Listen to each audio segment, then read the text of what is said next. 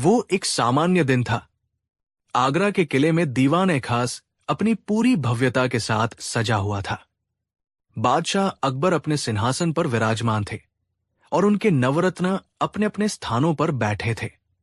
दरबार में राज्य के आर्थिक मामलों पर चर्चा चल रही थी। खजांची बता रहे थे कि कैसे सल्तनत का खजाना दिन ब दिन बढ़ रहा है और प्रजा खुशहाल है। तभी गुजरात से आए एक बहुत अमीर व्यापारी सेठ हीराचंद ने अपनी बात रखी। सेठ हीराचंद अपनी दौलत और व्यापारिक सूझबूझ के लिए जाने जाते थे, लेकिन उनमें थोड़ा अहंकार भी था। सेठ ने हाथ जोड़कर कहा, जहान पनाह, आपकी सल्तनत में पैसा कमाना बहुत आसान है, लेकिन उसे संभाल कर रखना और बढ़ाना असली कला है। मैंने अपनी मेहनत और लगन से शून्य से शुरुआत की और आज मेरे पास इतना धन है कि मैं चाहूं तो आगरा के आधे बाजार को खरीद सकता हूं। पैसा कमाना बच्चों का खेल नहीं है, इसके लिए खून पसीना एक करना पड़ता है। बादशाह अकबर सेठ की बातों से सहमत थे। उन्होंने कहा, आप सही कहते हैं सेठ जी, ईमानदारी से पैसा कमाना बहुत मुश्किल काम है। एक एक सिक्का जोड़ने में सालों लग जाते हैं। दरबार में मौजूद लगभग सभी लोगों ने बादशाह की हाँ में हाँ मिलाई, लेकिन बीरबल, जो हमेशा की तरह शांत बैठे सब कुछ देख रहे थे, मंद मंद मुस्कुरा रहे थे। उनकी मुस्कान देखकर मुल्ला दो प्याजा, जो हमेशा बीरबल को नीचा दिखाने का मौका ढूंढते रहते थे, खड़े हो गए। उन्होंने कहा, लगता है हमारे दीवान ए खास राजा बीरबल सेठ जी की बात से सहमत नहीं है। शायद इनके लिए पैसा कमाना बहुत आसान काम है। क्यों बीरबल जी, क्या आप एक दिन में पहाड़ जितनी दौलत कमा सकते हैं? बीरबल ने बड़ी विनम्रता से जवाब दिया, मुल्ला जी, मैं सेठ जी का सम्मान करता हूं। मेहनत से पैसा कमाना यकीनन मुश्किल है, लेकिन मेरा मानना है कि अगर इंसान अपनी मेहनत के साथ साथ अपनी बुद्धि का सही इस्तेमाल करे तो वो कम समय में भी बहुत कुछ हासिल कर सकता है। ये सुनकर अकबर को बीरबल को छेड़ने का मौका मिल गया। उन्हें बीरबल की बुद्धि पर पूरा भरोसा था, लेकिन आज वो उसे चरम पर परखना चाहते थे। अकबर ने एक चुनौतीपूर्ण मुस्कान के साथ कहा, बीरबल, बातें बनाना बहुत आसान है। हम तुम्हारी बुद्धि का लोहा मानते हैं, लेकिन आज हम उसे परखना चाहते हैं। क्या तुम हमारी एक शर्त स्वीकार करोगे? बीरबल ने सिर झुकाया। हुक्म कीजिए जहानपना, आपकी हर आज्ञा सिर आंखों पर। अकबर ने अपनी आवाज में गंभीरता लाते हुए कहा, हमारी शर्त यह है कि तुम्हें सिर्फ एक दिन में, आज सूरज उगने से लेकर कल सूरज उगने तक, पूरे 1000 सोने के सिक्के कमाकर दिखाने होंगे। ये सुनते ही पूरे दरबार में सन्नाटा छा गया। 1000 सोने के सिक्के, ये इतनी बड़ी रकम थी कि एक छोटा मोटा सूबेदार भी अपनी पूरी जिंदगी में नहीं कमा पाता था। अकबर ने अपनी शर्त में कुछ नियम भी जोड़े। 1. तुम शाही खजाने से कोई मदद नहीं लोगे। 2. तुम किसी से उधार या भीख नहीं मांगोगे। 3. तुम कोई चोरी, डकैती या धोखाधड़ी नहीं करोगे। 4. कमाई पूरी तरह से तुम्हारी अपनी बुद्धि और मेहनत की होनी चाहिए। उन्होंने आगे कहा, अगर तुम ये शर्त पूरी कर पाए तो हम तुम्हें इनाम के तौर पर और 1000 सोने के सिक्के देंगे और दरबार में तुम्हारा सम्मान और भी बढ़ जाएगा। लेकिन अगर तुम असफल रहे तो तुम्हें यह मानना होगा कि तुम सिर्फ बड़ी बड़ी बातें करते हो और तुम्हें सजा के तौर पर 1 महीने के लिए दीवान के पद से हटा दिया जाएगा। मुल्ला दो प्याजा और बीरबल के अन्य विरोधी मन ही मन बहुत खुश हुए। उन्हें लगा कि इस बार बीरबल बुरी तरह फंस गए हैं। ये काम नामुमकिन था।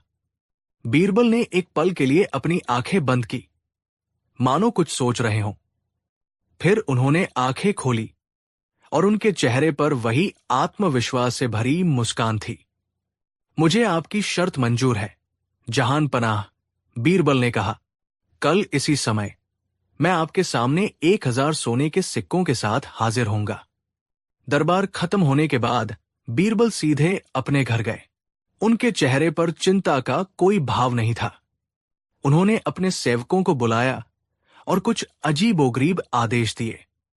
उन्होंने कहा, शहर के सबसे व्यस्त चौराहे पर एक बड़ा सा शामियाना, तंबू लगाओ। उसके अंदर एक छोटा सा मंच बनाओ। शामियाने के प्रवेश द्वार पर एक मोटा पर्दा लगा दो ताकि अंदर कोई झांक न सके, और बाहर एक बड़ा सा बोर्ड लगाओ। सेवक ने पूछा, हुजूर, बोर्ड पर क्या लिखना है?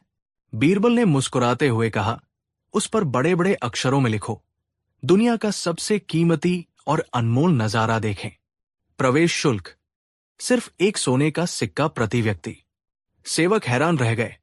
ऐसा कौन सा नजारा था जिसके लिए लोग एक सोने का सिक्का देंगे? लेकिन वे बीरबल का हुक्म टाल नहीं सकते थे। शाम होते होते आगरा के मुख्य चौराहे पर बीरबल का शामियाना तैयार था। बोर्ड पर लिखा संदेश पूरे शहर में आग की तरह फैल गया। लोग तरह तरह की बातें करने लगे। अरे, सुना तुमने? राजा बीरबल कोई तमाशा दिखा रहे हैं। तमाशा नहीं, कोई जादुई नजारा है। कहते हैं जो उसे देख लेगा उसकी किस्मत बदल जाएगी। एक सोने का सिक्का, इतना महंगा? जरूर कोई बहुत ही खास बात होगी। बीरबल की प्रसिद्धि और उनके अनोखे संदेश ने लोगों के मन में जबरदस्त जिज्ञासा पैदा कर दी। धीरे धीरे शामियाने के बाहर भीड़ जमा होने लगी। अमीर व्यापारी, सेठ साहूकार और शाही अधिकारी ये देखने आए कि आखिर बीरबल ऐसा क्या दिखा रहे हैं। बीरबल शामियाने के बाहर एक छोटी सी मेज और कुर्सी लगाकर बैठ गए। उनके सामने एक खाली संदूक रखा था। सबसे पहले सेठ हीराचंद, जो दरबार में भी मौजूद थे, अपने कुछ दोस्तों के साथ वहां पहुंचे। उन्होंने बीरबल से पूछा, क्यों बीरबल जी, आखिर ऐसा क्या है इस पर्दे के पीछे जिसके लिए आप एक सोने का सिक्का मांग रहे हैं? बीरबल ने शांत भाव से कहा, सेठ जी, ये बताने की चीज नहीं, देखने की चीज है। अगर आप देखेंगे नहीं तो समझेंगे कैसे? अंदर जो है वो अनमोल है। सेठ हीराचंद को लगा कि बीरबल उनका मजाक उड़ा रहे हैं। उन्होंने अपनी शान दिखाने के लिए एक सोने का सिक्का निकाला और बीरबल के संदूक में डाल दिया। ठीक है, हम भी देखते हैं तुम्हारा ये अनमोल नजारा। सेठ जी पर्दा हटाकर अंदर गए। अंदर का दृश्य देखकर उनकी आंखें फटी की फटी रह गई। अंदर कुछ भी नहीं था। शामियाना बिल्कुल खाली था। बीच में बने छोटे से मंच पर बस एक मोमबत्ती जल रही थी, जिसकी रोशनी में पूरा शामियाना हल्का हल्का प्रकाशित था। सेठ जी को बहुत गुस्सा आया। उन्हें लगा कि बीरबल ने उन्हें ठग लिया है। वो गुस्से में बाहर निकलने ही वाले थे कि बीरबल भी पर्दे के पीछे से अंदर आ गए। बीरबल ने सेठ जी के कंधे पर हाथ रखा और धीरे से उनके कान में फुसफुसाए, सेठ जी, मुझे पता है आप क्या सोच रहे हैं, लेकिन बाहर जाकर ये मत कहिएगा कि आपने कुछ नहीं देखा। सेठ ने हैरानी से पूछा, क्यों न कहूं? तुमने मेरे साथ धोखा किया है। बीरबल ने मुस्कुराते हुए कहा, क्योंकि ये कोई साधारण नजारा नहीं है। ये एक दिव्य नजारा है जो सिर्फ नेक दिल और ऊंचे खानदान वाले इंसान को ही दिखाई देता है। जो पापी या नीच कुल का होता है, उसे यहां सिर्फ एक जलती हुई मोमबत्ती ही नजर आती है। अब आप खुद सोच लीजिए, अगर आप बाहर जाकर कहेंगे कि आपको कुछ नहीं दिखा, तो लोग आपके बारे में क्या सोचेंगे? आपकी इज्जत का क्या होगा? लोग कहेंगे कि सेठ हीराचंद या तो पापी है या फिर उनका खानदान ऊंचा नहीं है। यह सुनकर सेठ हीराचंद सन्न रह गए। बीरबल ने उन्हें एक ऐसे मनोवैज्ञानिक जाल में फंसा दिया था जिससे निकलना नामुमकिन था। अपनी इज्जत बचाने के लिए उनके पास झूठ बोलने के सिवा कोई चारा नहीं था। सेठ जी जब बाहर निकले तो उनके चेहरे पर झूठी प्रसन्नता और आश्चर्य का भाव था। उनके दोस्तों ने पूछा, क्यों सेठ जी, क्या देखा अंदर? सेठ ने एक गहरी सांस लेने का नाटक करते हुए कहा, अद्भुत, अविश्वसनीय। मैंने अपनी पूरी जिंदगी में ऐसा नजारा नहीं देखा। ऐसा लग रहा था मानो स्वर्ग धरती पर उतर आया हो। बीरबल जी, आप धन्य हैं। मेरा एक सोने का सिक्का तो वसूल हो गया। यह सुनकर भीड़ में हलचल मच गई।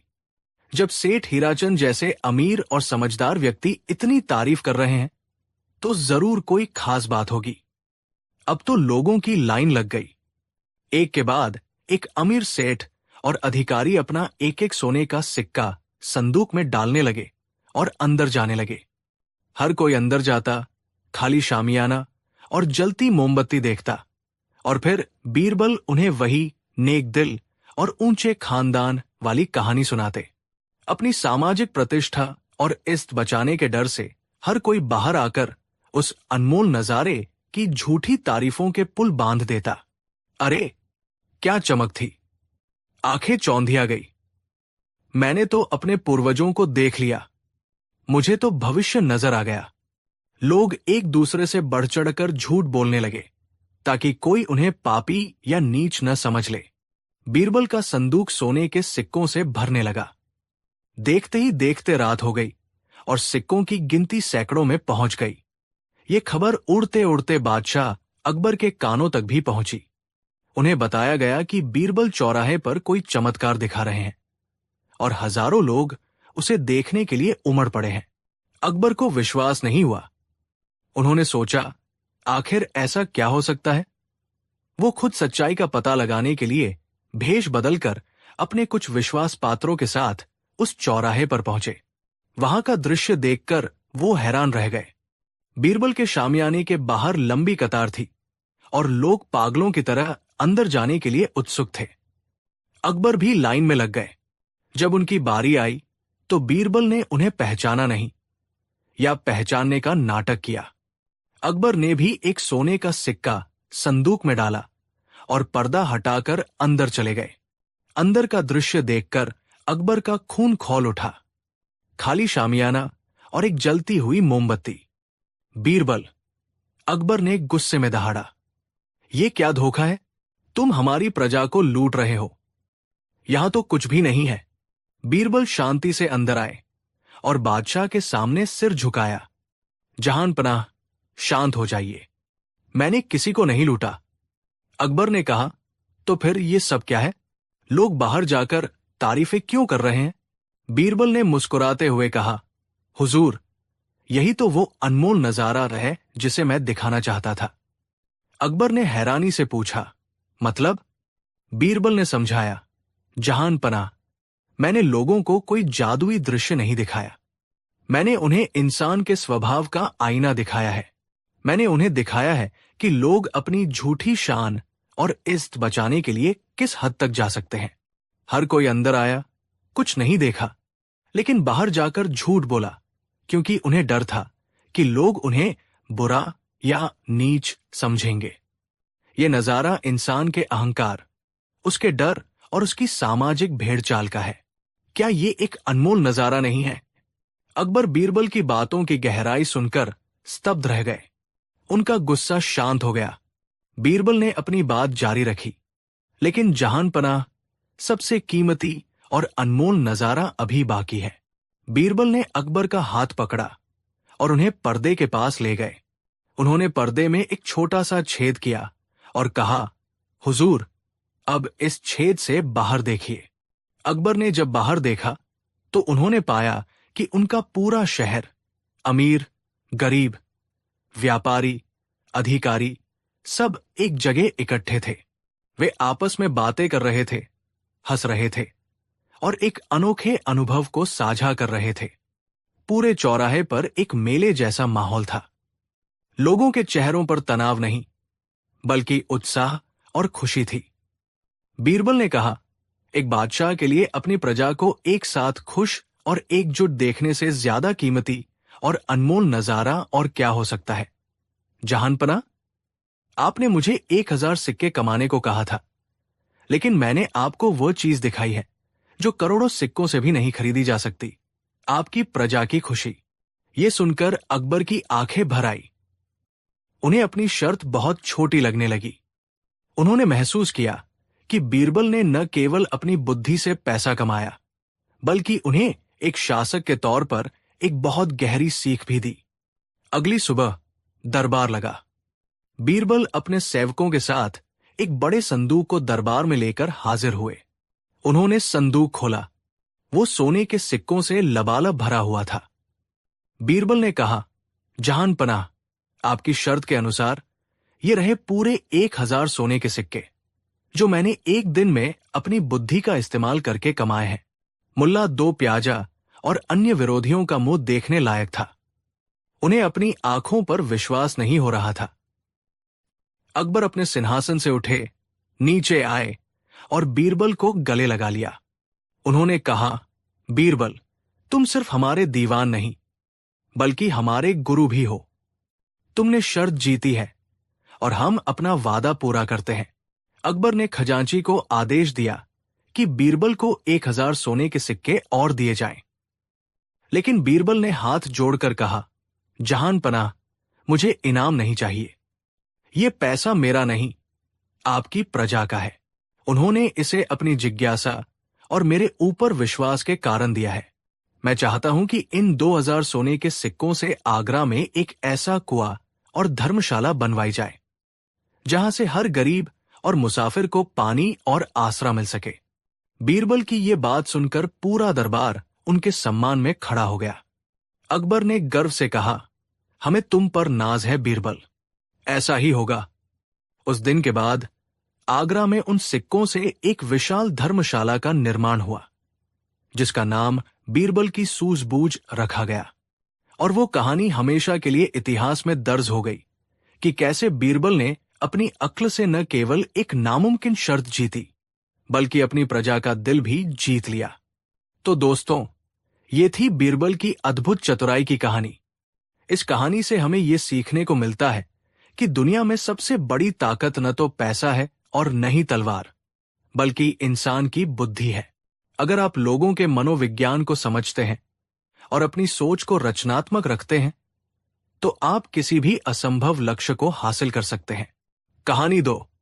मुगल साम्राज्य की राजधानी आगरा अपनी खूबसूरती और व्यापार के लिए पूरी दुनिया में मशहूर थी।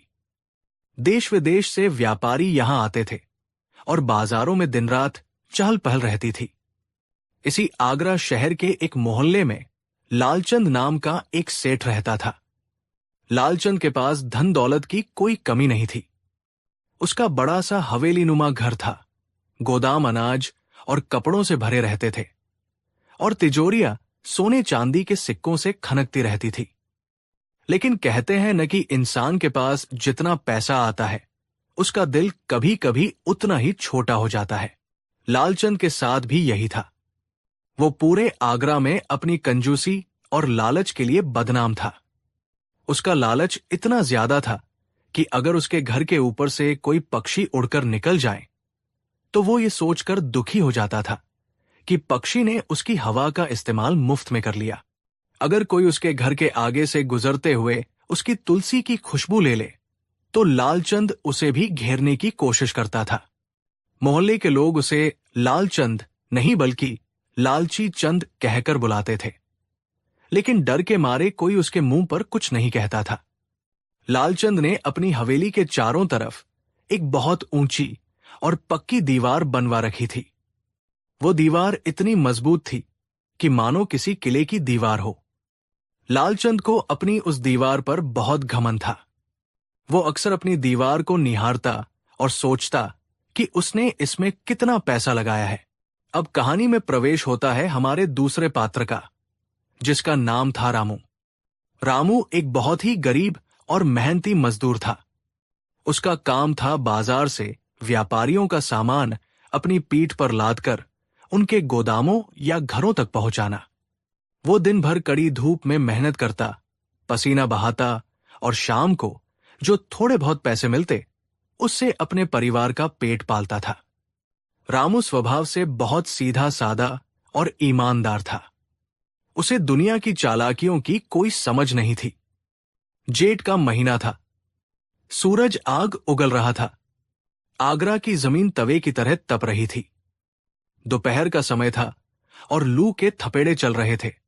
ऐसे में रामू अपनी पीठ पर अनाज की 2 भारी बोरियां लादकर बाजार से गुजर रहा था। बोरियों का वजन बहुत ज्यादा था और गर्मी के कारण रामू का बुरा हाल था। पसीने की धाराएं उसके माथे से बहकर आंखों में जा रही थी। उसका गला सूख रहा था और पैर डगमगा रहे थे। उसे लगा कि अगर उसने 2 पल आराम नहीं किया तो वो वही गश खाकर गिर पड़ेगा। तभी उसकी नजर लालचंद की हवेली की उस ऊंची और मजबूत दीवार पर पड़ी। दीवार की छाया सड़क पर पड़ रही थी।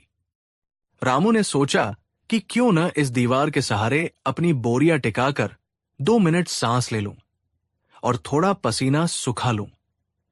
उसने बड़ी मुश्किल से अपनी पीठ से अनाज की भारी बोरियां उतारी और उन्हें लालचंद की उस ऊंची दीवार से सटाकर रख दिया। फिर वो खुद भी उसी दीवार के सहारे बोरियों के बगल में बैठ गया और अपने गमछे से हवा करने लगा। दीवार की ठंडक और छाया ने रामू को बड़ा सुकून दिया। वो आंखें मूंद कर सुस्ताने लगा। उसे अभी बैठे हुए बमुश्किल 5 मिनट ही हुए होंगे कि अचानक हवेली का भारी दरवाजा खुला। दरवाजे की आवाज सुनकर रामू चौंक गया। उसने देखा कि लालचंद सेठ बाहर निकला है। लालचंद की नजर जैसे ही अपनी दीवार पर पड़ी, उसका पारा 7वें आसमान पर पहुंच गया।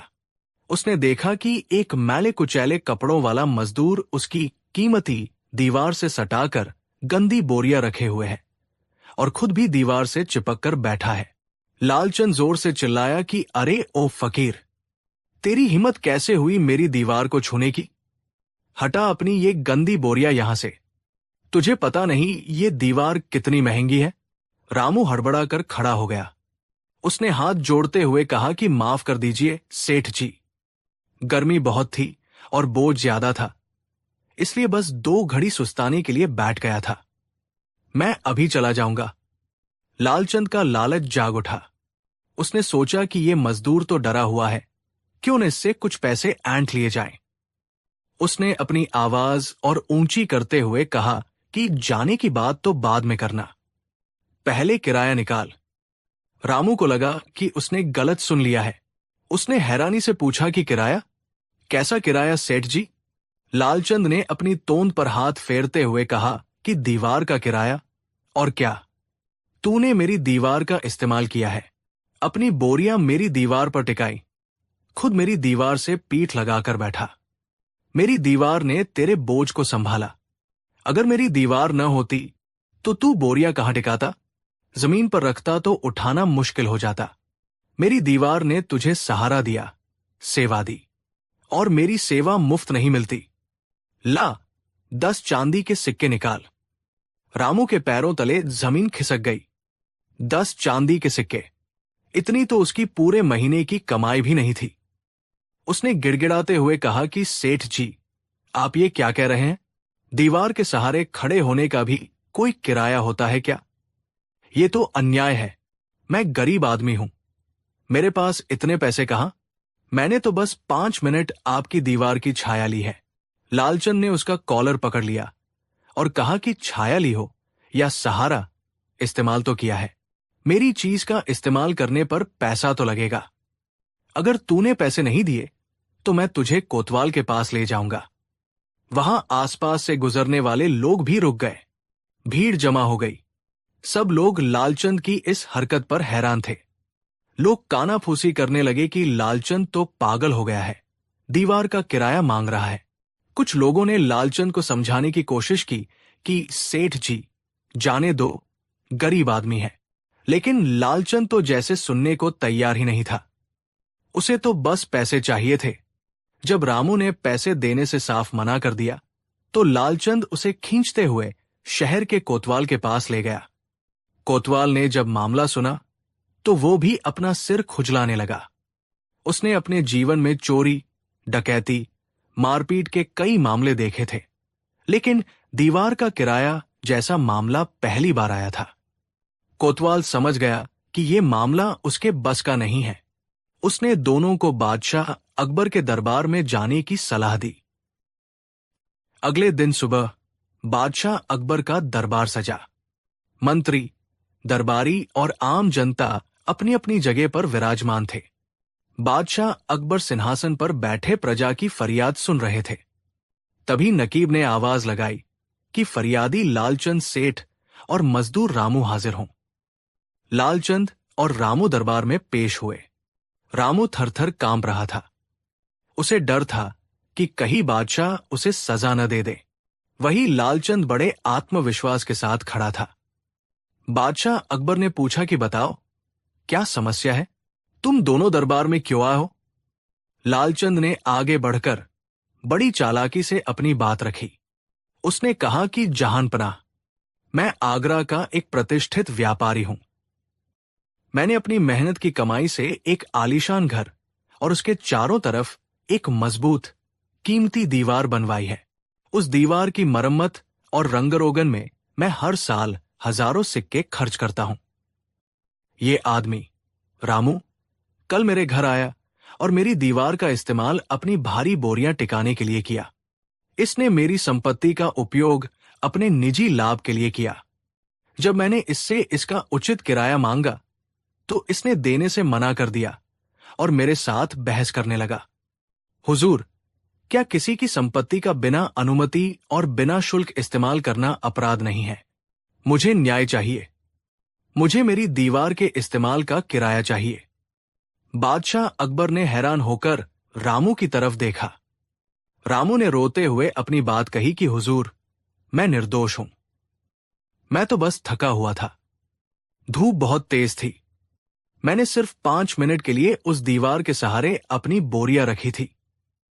मैंने दीवार को कोई नुकसान नहीं पहुंचाया। सेठ जी मुझसे 10 चांदी के सिक्के मांग रहे हैं, जो मेरे पास नहीं है। दीवार के सहारे खड़े होने का किराया मांगना तो जुल्म है हुजूर। दरबार में मौजूद सभी लोग लालचंद की मूर्खता और लालच पर हंसना चाहते थे, लेकिन बादशाह के सामने चुप रहे। अकबर भी इस अजीबोगरीब मुकदमे को सुनकर चकरा गए। कानूनी तौर पर देखा जाए तो लालचंद की दलील में एक तकनीकी पेंच था, संपत्ति का इस्तेमाल, लेकिन नैतिक तौर पर यह पूरी तरह गलत था। अकबर जानते थे कि अगर उन्होंने लालचंद के पक्ष में फैसला दिया तो यह अन्याय होगा, और अगर रामू के पक्ष में फैसला दिया तो लालचंद कहेगा कि बादशाह संपत्ति के अधिकारों का सम्मान नहीं करते। अकबर ने अपनी नजरें घुमाई और अपने सबसे चतुर मंत्री बीरबल की ओर देखा। बीरबल मंद मंद मुस्कुरा रहे थे। अकबर समझ गए कि बीरबल के पास इस समस्या का हल जरूर होगा। अकबर ने कहा कि बीरबल, इस मामले को तुम देखो। हमें ऐसा न्याय चाहिए जो दूध का दूध और पानी का पानी कर दे। बीरबल अपनी जगह से उठे और रामू और लालचंद के पास आए।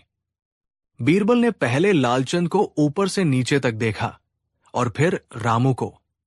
बीरबल ने लालचंद से पूछा कि सेठ लालचंद, क्या यह सच है कि इस मजदूर ने तुम्हारी दीवार का इस्तेमाल किया? लालचंद ने जोश में कहा कि जी बिल्कुल दीवान जी, 100% सच है। इसने अपनी गंदी भारी बोरिया मेरी साफ सुथरी दीवार पर टिकाई। इसने मेरी दीवार के सहारे अपनी थकान मिटाई।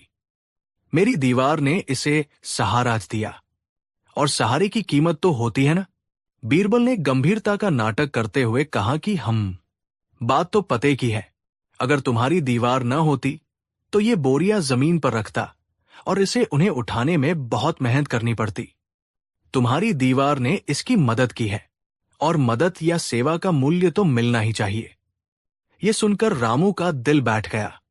उसे लगा कि बीरबल भी सेठ के साथ मिल गए हैं। दरबार में सन्नाटा छा गया। क्या बीरबल आज अन्याय करेंगे? क्या बीरबल कहेंगे कि दीवार का किराया देना होगा? बीरबल ने फिर रामू से पूछा कि क्यों भाई रामू, क्या तुम मानते हो कि तुमने दीवार पर बोरियां टिकाई थी? रामू ने कांपते हुए कहा कि जी हुजूर, टिकाई तो थी।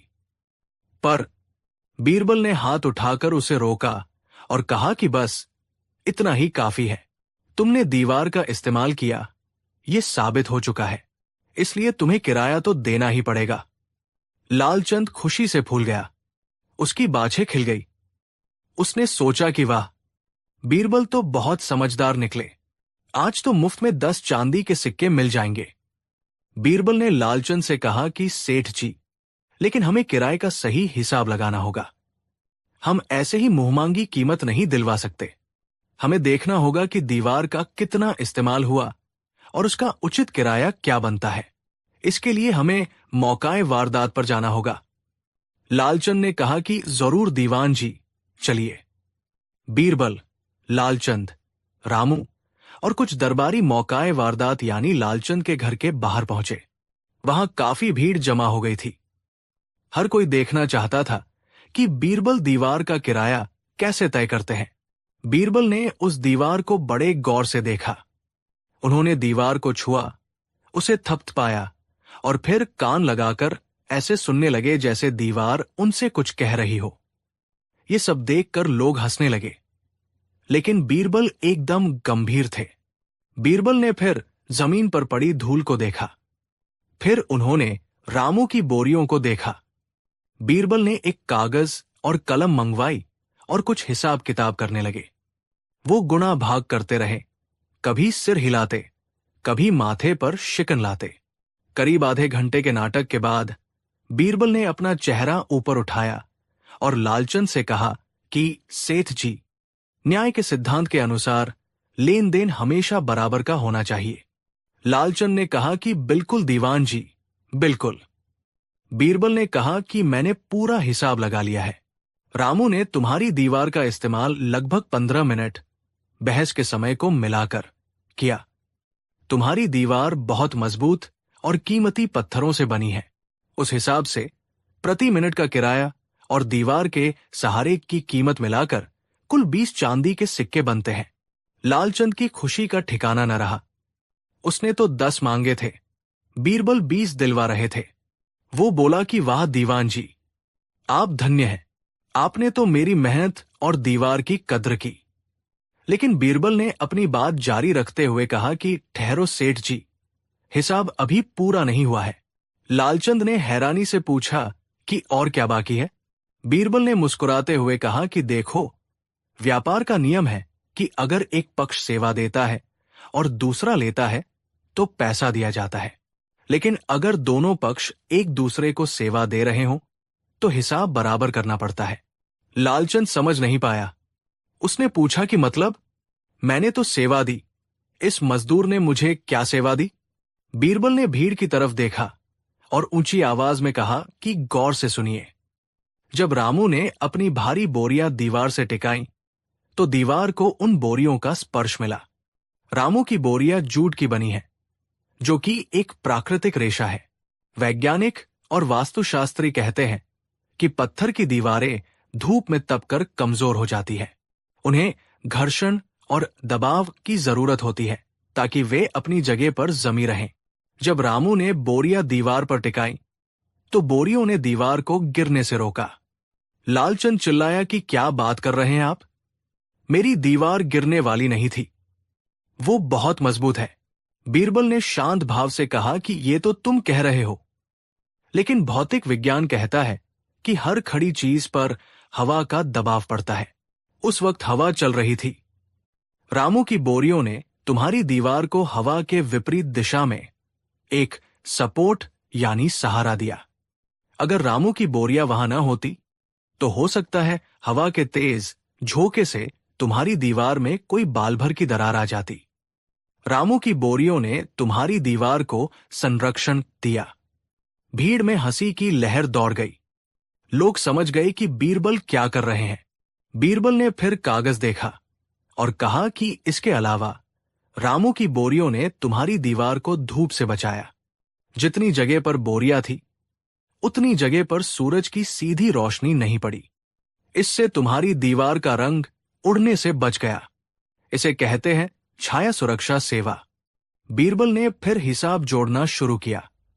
वो बोले कि अब देखो लालचंद, तुम्हारी दीवार का किराया बनता है 20 चांदी के सिक्के, लेकिन रामू की बोरियों द्वारा दीवार को दिए गए सहारे, हवा से सुरक्षा और धूप से बचाव का जो शुल्क बनता है, क्योंकि जूट का स्पर्श पत्थर से ज्यादा आरामदायक होता है, इसलिए ये सेवा महंगी है। तो रामू की तरफ से दी गई सेवा का कुल मूल्य बनता है 50 चांदी के सिक्के। लालचंद का मुंह खुला का खुला रह गया। पसीना अब रामू को नहीं, लालचंद को आ रहा था। बीरबल ने अंतिम फैसला सुनाते हुए कहा कि तो सेठ लालचंद, गणित ये कहता है कि रामू को तुम्हें 20 सिक्के देने थे, लेकिन तुम्हें रामू को 50 सिक्के देने हैं। 50 में से 20 घटाने पर बचते हैं 30 सिक्के। तो अब दरबार का ये हुक्म है कि तुम अभी इसी वक्त रामू को उसकी बोरियों की सेवा के बदले 30 चांदी के सिक्के अदा करो। लालचंद हक्का बक्का रह गया। उसका खुद का जाल उसी पर भारी पड़ गया था। उसने विरोध करते हुए कहा कि लेकिन दीवान जी, ये तो अन्याय है। बोरिया दीवार को क्या सहारा देंगी? बीरबल की आंखों में अब सख्ती आ गई। उन्होंने कड़क आवाज में कहा कि अगर एक निर्जीव दीवार किसी इंसान को सहारा देने का किराया मांग सकती है, तो निर्जीव बोरिया दीवार को सहारा देने का किराया क्यों नहीं मांग सकती? तर्क तो दोनों तरफ एक ही है सेठ जी। अगर तुम्हारी दीवार काम कर रही थी, तो बोरिया भी काम कर रही थी। या तो दोनों का किराया सही है या दोनों का गलत। तुम ही चुन लो। क्या तुम 30 सिक्के देने को तैयार हो, या हम ये मान ले कि दीवार का कोई किराया नहीं होता? लालचंद समझ गया कि वो बुरी तरह फंस चुका है। अगर वो कहेगा कि दीवार का किराया बनता है, तो उसे 30 सिक्के देने पड़ेंगे, और अगर वो कहेगा कि नहीं बनता, तो उसका मुकदमा ही खारिज हो जाएगा। 30 सिक्के खोने से बेहतर था कि वो अपनी हार मान ले। लालचंद ने सिर झुका लिया और कहा कि दीवान जी, मुझे मेरी गलती समझ में आ गई। दीवार के सहारे खड़े होने का कोई किराया नहीं होता। मैं अपना मुकदमा वापस लेता हूं। बीरबल ने मुस्कुराते हुए कहा कि ये हुई न बात। लेकिन सेठ जी, आपने इस गरीब मजदूर का समय बर्बाद किया। इसे अपने काम से हटाकर अदालत तक लाएं। इसका हर्जाना तो भरना पड़ेगा। बीरबल ने आदेश दिया कि लालचंद रामू को उसके मानसिक कष्ट और समय की बर्बादी के लिए 100 सोने की मोहरें इनाम के तौर पर देगा। बादशाह अकबर, जो ये सब ध्यान से सुन रहे थे, बीरबल के न्याय से बहुत प्रसन्न हुए। उन्होंने ताली बजाते हुए कहा कि वाह बीरबल, तुमने न सिर्फ एक गरीब को अन्याय से बचाया, बल्कि इस लालची व्यापारी को ऐसा सबक सिखाया है जो ये जिंदगी भर याद रखेगा। दरबार में बीरबल की जय के नारे गूंजने लगे। लालचंद को शर्मिंदगी के साथ 100 सोने की मोहरें रामू को देनी पड़ी। रामू, जो थोड़ी देर पहले 10 चांदी के सिक्के देने की हालत में नहीं था, अब 100 सोने की मोहरें लेकर खुशी खुशी अपने घर गया। उस दिन के बाद आगरा में किसी ने भी कभी किसी गरीब को छाया में बैठने या दीवार का सहारा लेने से नहीं रोका। और लालचंद कहते हैं कि उस दिन के बाद उसने अपनी हवेली की दीवार के बाहर एक प्याऊ लगवा दिया और राहगीरों के बैठने के लिए बेंच भी बनवा दी, ताकि फिर कभी उसे बीरबल के गणित का सामना न करना पड़े।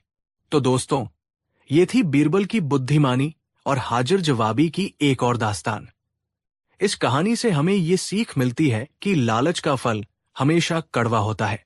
जो दूसरों के लिए गड्ढा खोदता है, वो अक्सर खुद उसमें गिर जाता है। और सबसे बड़ी बात, अगर आपके पास शक्ति या संसाधन है, तो उनका उपयोग दूसरों की मदद के लिए करना चाहिए, न कि उन्हें परेशान करने के लिए। क्योंकि ऊपर वाला और बीरबल जैसे समझदार लोग हिसाब बराबर करना जानते हैं। हमें उम्मीद है कि आपको बीरबल के इस दीवार के किराए वाले न्याय ने खूब हंसाया होगा और साथ ही एक गहरी बात भी सिखाई होगी। हम आपके लिए ऐसी ही रोचक और प्रेरणादायक कहानियां लाते रहेंगे।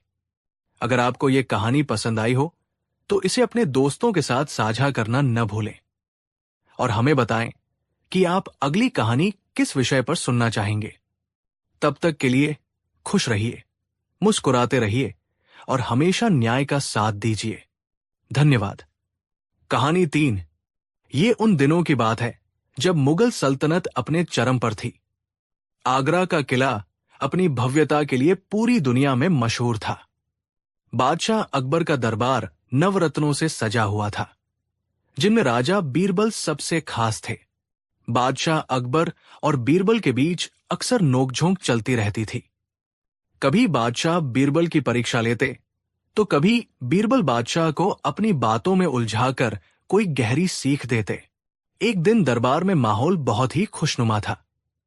बाहर हल्की बारिश हो रही थी और ठंडी हवाएं चल रही थी।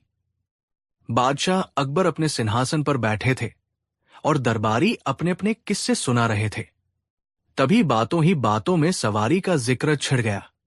बादशाह अकबर को घोड़ों का बहुत शौक था। उनके अस्तबल में दुनिया भर के नायाब अरबी और तुर्की घोड़े मौजूद थे। अकबर ने गर्व से अपनी मूंछों पर ताव देते हुए कहा कि हमारे पास ऐसे ऐसे घोड़े हैं जो हवा से बातें करते हैं। उनकी पीठ पर बैठकर ऐसा लगता है मानो हम बादलों में तैर रहे हों। एक बादशाह की शान उसके घोड़ों से ही होती है। सभी दरबारियों ने हाँ में हाँ मिलाई। तभी एक दरबारी जो बीरबल से जलता था, उसने जानबूझकर बात को दूसरी दिशा में मोड़ दिया। उसने कहा कि जहानपनाह, आप सही कह रहे हैं। शेर और घोड़े ही शाही सवारी के लायक होते हैं। गधे और खच्चर तो गरीबों और बोझ ढोने वालों के लिए होते हैं। एक बादशाह का गधे पर बैठना तो दूर, उसके पास खड़ा होना भी उसकी शान के खिलाफ है। अकबर ने हंसते हुए कहा कि बिल्कुल सही। हम तो सपने में भी गधे की सवारी करने की सोच नहीं सकते। ये हमारी राजसी मर्यादा के खिलाफ है। तभी बीरबल, जो अब तक चुपचाप मुस्कुरा रहे थे, बोले कि जहानपनाह, वक्त और हालात इंसान से कुछ भी करवा सकते हैं। इस दुनिया में कभी नहीं जैसा कुछ नहीं होता। अकबर ने बीरबल की तरफ देखा और उनकी भौहें तंग गई। उन्होंने पूछा कि बीरबल, तुम्हारी बातों में हमेशा पहेलियां छिपी होती है। साफ साफ कहो, तुम क्या कहना चाहते हो? क्या तुम्हें लगता है कि हिंदुस्तान का बादशाह कभी मजबूरी में गधे की सवारी करेगा? बीरबल ने विनम्रता से सिर झुकाया और कहा कि गुस्ताखी माफ हुजूर, लेकिन मेरा मानना है कि इंसान चाहे कितना भी बड़ा क्यों न हो, परिस्थितियां उसे कभी भी कुछ भी करने पर मजबूर कर सकती है। और अगर मैं अपनी बुद्धिमानी का इस्तेमाल करूं तो मैं आपको भी गधे की सवारी करवा सकता हूं। यह सुनते ही पूरे दरबार में सन्नाटा छा गया। दरबारी हैरान रह गए। बीरबल ने यह क्या कह दिया? बादशाह को गधे की सवारी करवाना? यह तो सीधे सीधे बादशाह को चुनौती देना था। अकबर का चेहरा गुस्से से थोड़ा लाल हो गया, लेकिन उन्हें बीरबल की चुनौतियों में मजा भी आता था। उन्होंने अपनी हंसी को नियंत्रित करते हुए कहा कि बीरबल, लगता है आज तुम अपनी अक्ल कहीं छोड़ आए हो। तुम हमें शहंशाह-ए-हिंद को एक गधे पर बिठाओगे? ये नामुमकिन है। हम ये शर्त लगाते हैं, अगर तुम हमें गधे पर बिठाने में कामयाब हो गए तो तुम जो मांगोगे वो तुम्हें मिलेगा। लेकिन अगर तुम हार गए तो तुम्हें अपना मुंह काला करके पूरे आगरा शहर में उसी गधे पर बैठकर घूमना पड़ेगा। मंजूर है? बीरबल ने मुस्कुराते हुए कहा कि शर्त मंजूर है जहानपनाह, लेकिन इसके लिए मुझे थोड़ा वक्त और सही मौके की जरूरत होगी। अकबर ने कहा कि ठीक है, हम तुम्हें 1 महीने का वक्त देते हैं। देखते हैं तुम अपनी ये डींग कैसे सच साबित करते हो। दिन बीतते गए। अकबर इस शर्त को लगभग भूल चुके थे। बीरबल भी अपनी दिनचर्या में व्यस्त थे और उन्होंने इस विषय पर दोबारा कोई बात नहीं की। दरबारियों को लगा कि बीरबल डर गए हैं और अपनी हार मान चुके हैं, लेकिन बीरबल तो बीरबल थे। वे सही मौके की तलाश में थे। करीब 15 दिन बाद मौसम बहुत सुहावना हो गया। अकबर ने शिकार पर जाने का मन बनाया। उन्होंने ऐलान किया कि हम शहर से दूर घने जंगलों में शिकार के लिए जाएंगे। बीरबल ने तुरंत इस अवसर को भांप लिया। उन्होंने बादशाह से आग्रह किया कि इस बार शिकार पर बहुत कम लोगों को ले जाया जाए, ताकि जानवरों की आहट न मिले और शिकार का असली मजा लिया जा सके। अकबर को बीरबल की सलाह पसंद आई। अगली सुबह बादशाह अकबर, बीरबल और कुछ चुनिंदा सैनिकों की एक छोटी टुकड़ी शिकार के लिए निकल पड़ी। वे लोग अपने सबसे तेज घोड़ों पर सवार थे। चलते चलते वे लोग आगरा से बहुत दूर निकल गए। दोपहर होते होते वे एक घने जंगल में पहुंच गए। जंगल इतना घना था कि सूरज की रोशनी भी जमीन तक मुश्किल से पहुंच रही थी। अचानक बीरबल ने एक योजना बनाई। उन्होंने इशारों ही इशारों में अपने एक विश्वासपात्र सैनिक को कुछ आदेश दिए। जैसे ही बादशाह अकबर एक हिरण का पीछा करते हुए अपने सैनिकों से थोड़ा आगे निकले, बीरबल भी उनके पीछे पीछे हो लिए। देखते ही देखते बादशाह और बीरबल बाकी टुकड़ी से अलग हो गए और जंगल के बीचों बीच पहुंच गए। हिरण तो हाथ नहीं आया, लेकिन दोनों काफी थक चुके थे। दोपहर की गर्मी अब बढ़ने लगी थी। अकबर ने अपना घोड़ा रोका और कहा कि बीरबल, लगता है हम रास्ता भटक गए हैं और प्यास भी जोरों की लगी है। चलो थोड़ी देर किसी पेड़ की छाव में आराम करते हैं। बीरबल ने कहा कि उत्तम विचार है हुजूर। यहां पास में ही एक बरगद का पेड़ है, वहां चलते हैं। दोनों ने अपने घोड़े एक पेड़ से बांधे और खुद घास पर लेटकर सुस्ताने लगे। ठंडी हवा के झोंकों ने उन्हें गहरी नींद में सुला दिया। यही वो मौका था जिसका बीरबल को इंतजार था। बीरबल तो सोने का नाटक कर रहे थे। जैसे ही उन्होंने देखा कि अकबर गहरी नींद में है, उन्होंने धीरे से उठकर दोनों घोड़ों की रस्सियां खोल दी और उन्हें जोर से थपथपाकर जंगल की दूसरी दिशा में भगा दिया। घोड़े आजाद होते ही सरपट भाग गए। इसके बाद बीरबल वापस आकर लेट गए और सोने का नाटक करने लगे। करीब 1 घंटे बाद अकबर की नींद खुली। उन्होंने देखा कि सूरज ढलने को है। उन्होंने बीरबल को उठाया और कहा कि उठो बीरबल, हमें अब वापस चलना चाहिए। शाम होने वाली है और हम मुख्य रास्ते से बहुत दूर है। लेकिन जैसे ही उनकी नजर पेड़ की तरफ गई, उनके होश उड़ गए। घोड़े वहां नहीं थे। अकबर चिल्लाए कि बीरबल, घोड़े कहाँ गए? बीरबल ने हड़बड़ाते हुए उठने का नाटक किया और इधर उधर देखा। उन्होंने कहा कि अरे, ये कैसे हो गया? मैंने तो उन्हें कसकर बांधा था। लगता है जंगल के किसी जानवर की गंध पाकर वे डर गए और रस्सी तोड़ाकर भाग गए, या शायद किसी वनवासी ने उन्हें चुरा लिया। अकबर को बहुत गुस्सा आया। उन्होंने कहा कि ये तुम्हारी लापरवाही है बीरबल। अब हम इस बीहड़ जंगल से बाहर कैसे जाएंगे?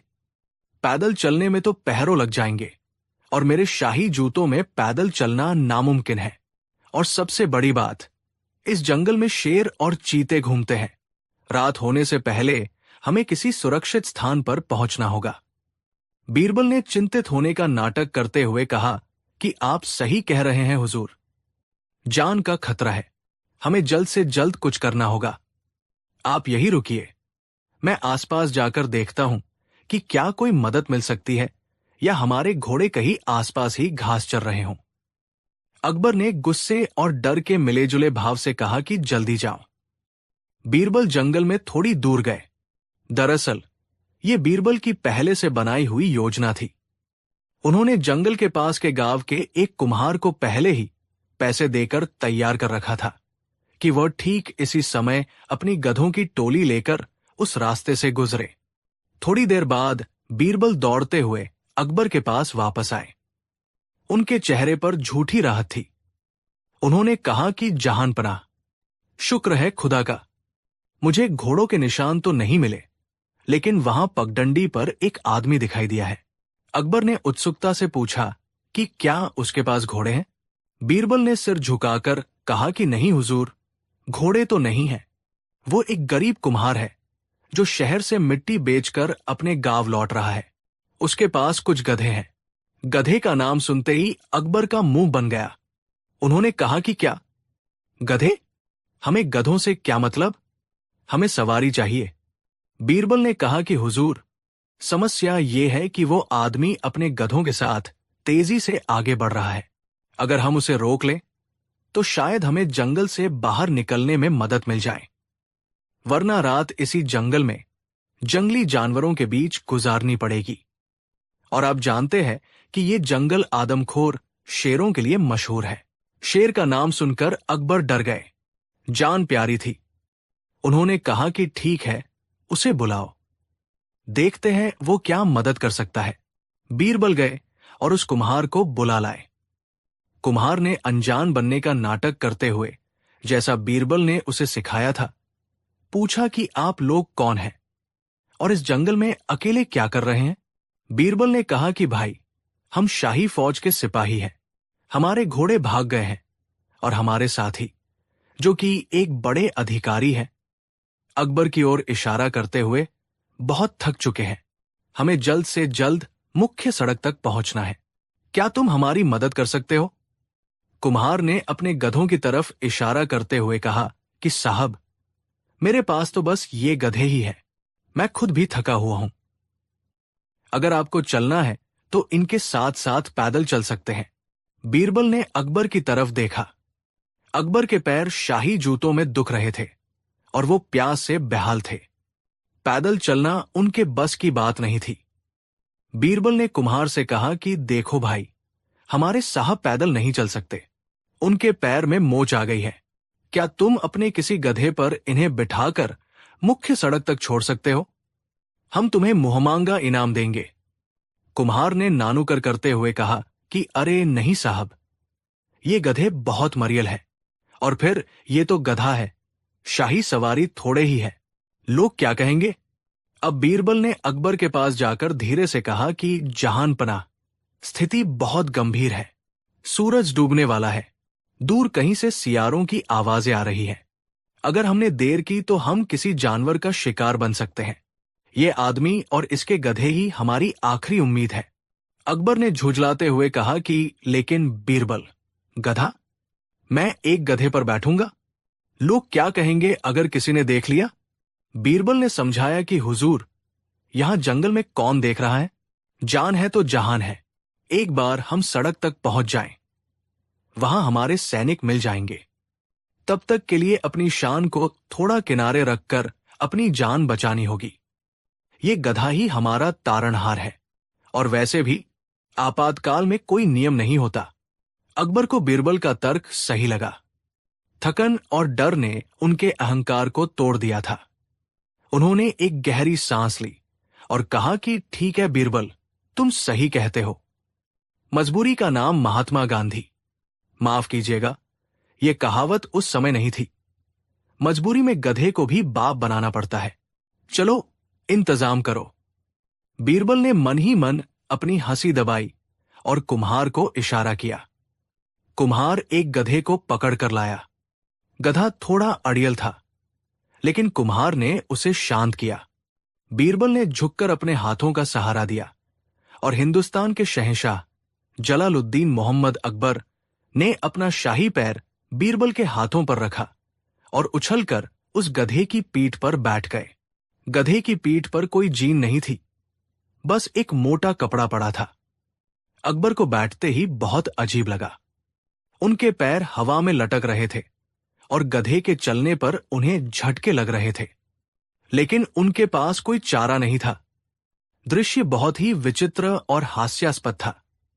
आगे आगे कुम्हार चल रहा था, उसके पीछे गधे पर बैठे हुए महान बादशाह अकबर, जिनका चेहरा शर्म और मजबूरी से लटका हुआ था, और उनके पीछे पीछे बीरबल पैदल चल रहे थे, जिनके चेहरे पर एक विजयी मुस्कान तैर रही थी। रास्ता उबड़ खाबड़ था। गधा अपनी मर्जी का मालिक था। कभी वो रुक जाता, कभी घास खाने लगता। अकबर को बार बार उसे एड़ लगानी पड़ती। बीरबल पीछे से कहते कि हुजूर, थोड़ा संभल कर, ये शाही घोड़ा नहीं है, इसकी अपनी चाल है। करीब 1 घंटे की इस अनोखी यात्रा के बाद वे लोग जंगल के किनारे मुख्य सड़क पर पहुंचे। वहां पहुंचते ही उन्हें अपनी शाही टुकड़ी और सैनिक मिल गए, जो पागलों की तरह उन्हें ढूंढ रहे थे। जैसे ही सैनिकों ने देखा कि उनके बादशाह जंगल से निकल रहे हैं, और वह भी एक गधे पर सवार होकर, वे अपनी आंखों पर विश्वास नहीं कर पाए। सभी सैनिक हक्के बक्के रह गए, लेकिन बादशाह का लिहाज करते हुए किसी ने कुछ नहीं कहा और सबने सिर झुका लिया। अकबर ने जल्दी से गधे से छलांग लगाई और जमीन पर उतर आए। उन्हें राहत मिली कि वे सुरक्षित हैं, लेकिन साथ ही उन्हें महसूस हुआ कि सैनिकों ने उन्हें देख लिया है। उन्होंने कुम्हार को सोने की एक अशर्फी दी और उसे वहां से जाने को कहा। सैनिक तुरंत बादशाह के लिए एक नया घोड़ा ले आए। अकबर उस पर सवार हुए और अपनी शाही शान वापस पाने की कोशिश की। बीरबल भी दूसरे घोड़े पर सवार हो गए।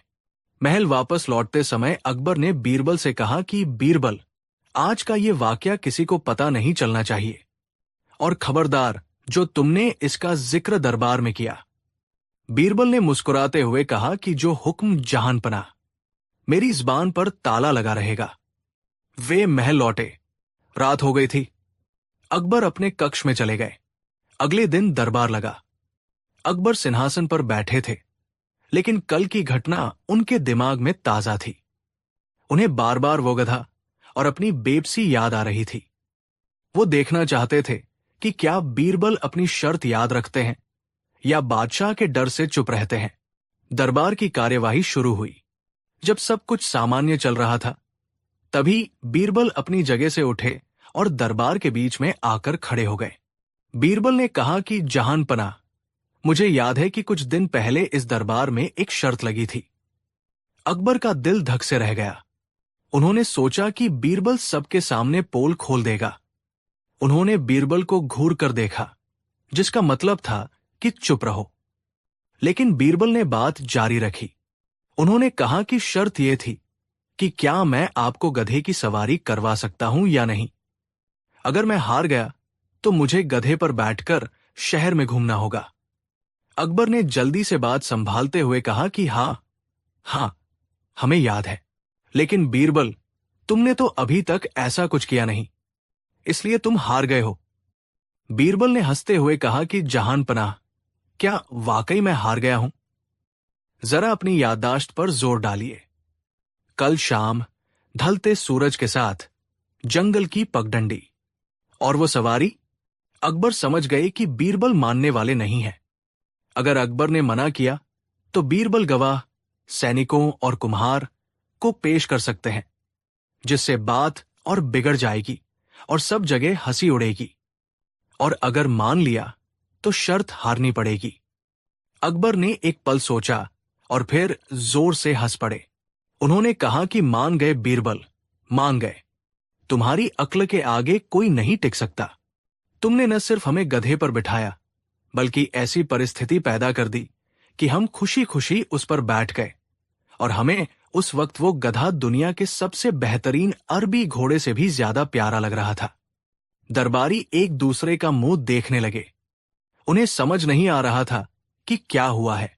अकबर ने फिर दरबारियों को संबोधित करते हुए कहा कि दोस्तों, कल जंगल में एक दुर्घटना में हमारे घोड़े खो गए थे। जान बचाने के लिए बीरबल ने एक कुम्हार और उसके गधे का इंतजाम किया। उस वक्त हमें उस गधे की सवारी करनी पड़ी। बीरबल ने अपनी शर्त पूरी की। उन्होंने साबित कर दिया कि वक्त आने पर बादशाह को भी गधे की सवारी करनी पड़ सकती है। अकबर ने अपने गले से एक बेशकीमती हीरों का हार उतारा और बीरबल की ओर बढ़ाया। उन्होंने कहा कि ये लो बीरबल, तुम्हारा इनाम। तुम जीत गए। तुमने हमें सिखा दिया कि अहंकार नहीं करना चाहिए, क्योंकि वक्त सबसे बड़ा बादशाह है।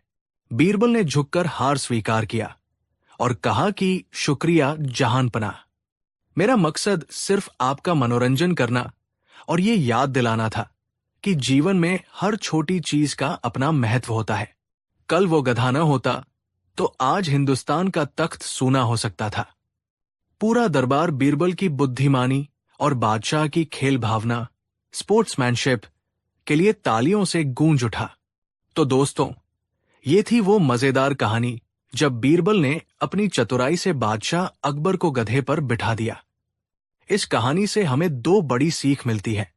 पहली, ये कि कभी भी घमंड नहीं करना चाहिए और किसी को छोटा नहीं समझना चाहिए, क्योंकि सुई का काम तलवार नहीं कर सकती। गधा भी वक्त आने पर घोड़े से ज्यादा काम आ सकता है। और दूसरी सीख ये कि अगर आपके पास बीरबल जैसा बुद्धिमान दोस्त हो तो आप हर मुश्किल से निकल सकते हैं, भले ही तरीका थोड़ा अजीब हो। कहानी 4। ये एक आम दिन था। दीवान-ए-खास में बादशाह अकबर अपने दरबारियों के साथ राज्य के मुद्दों पर चर्चा कर रहे थे।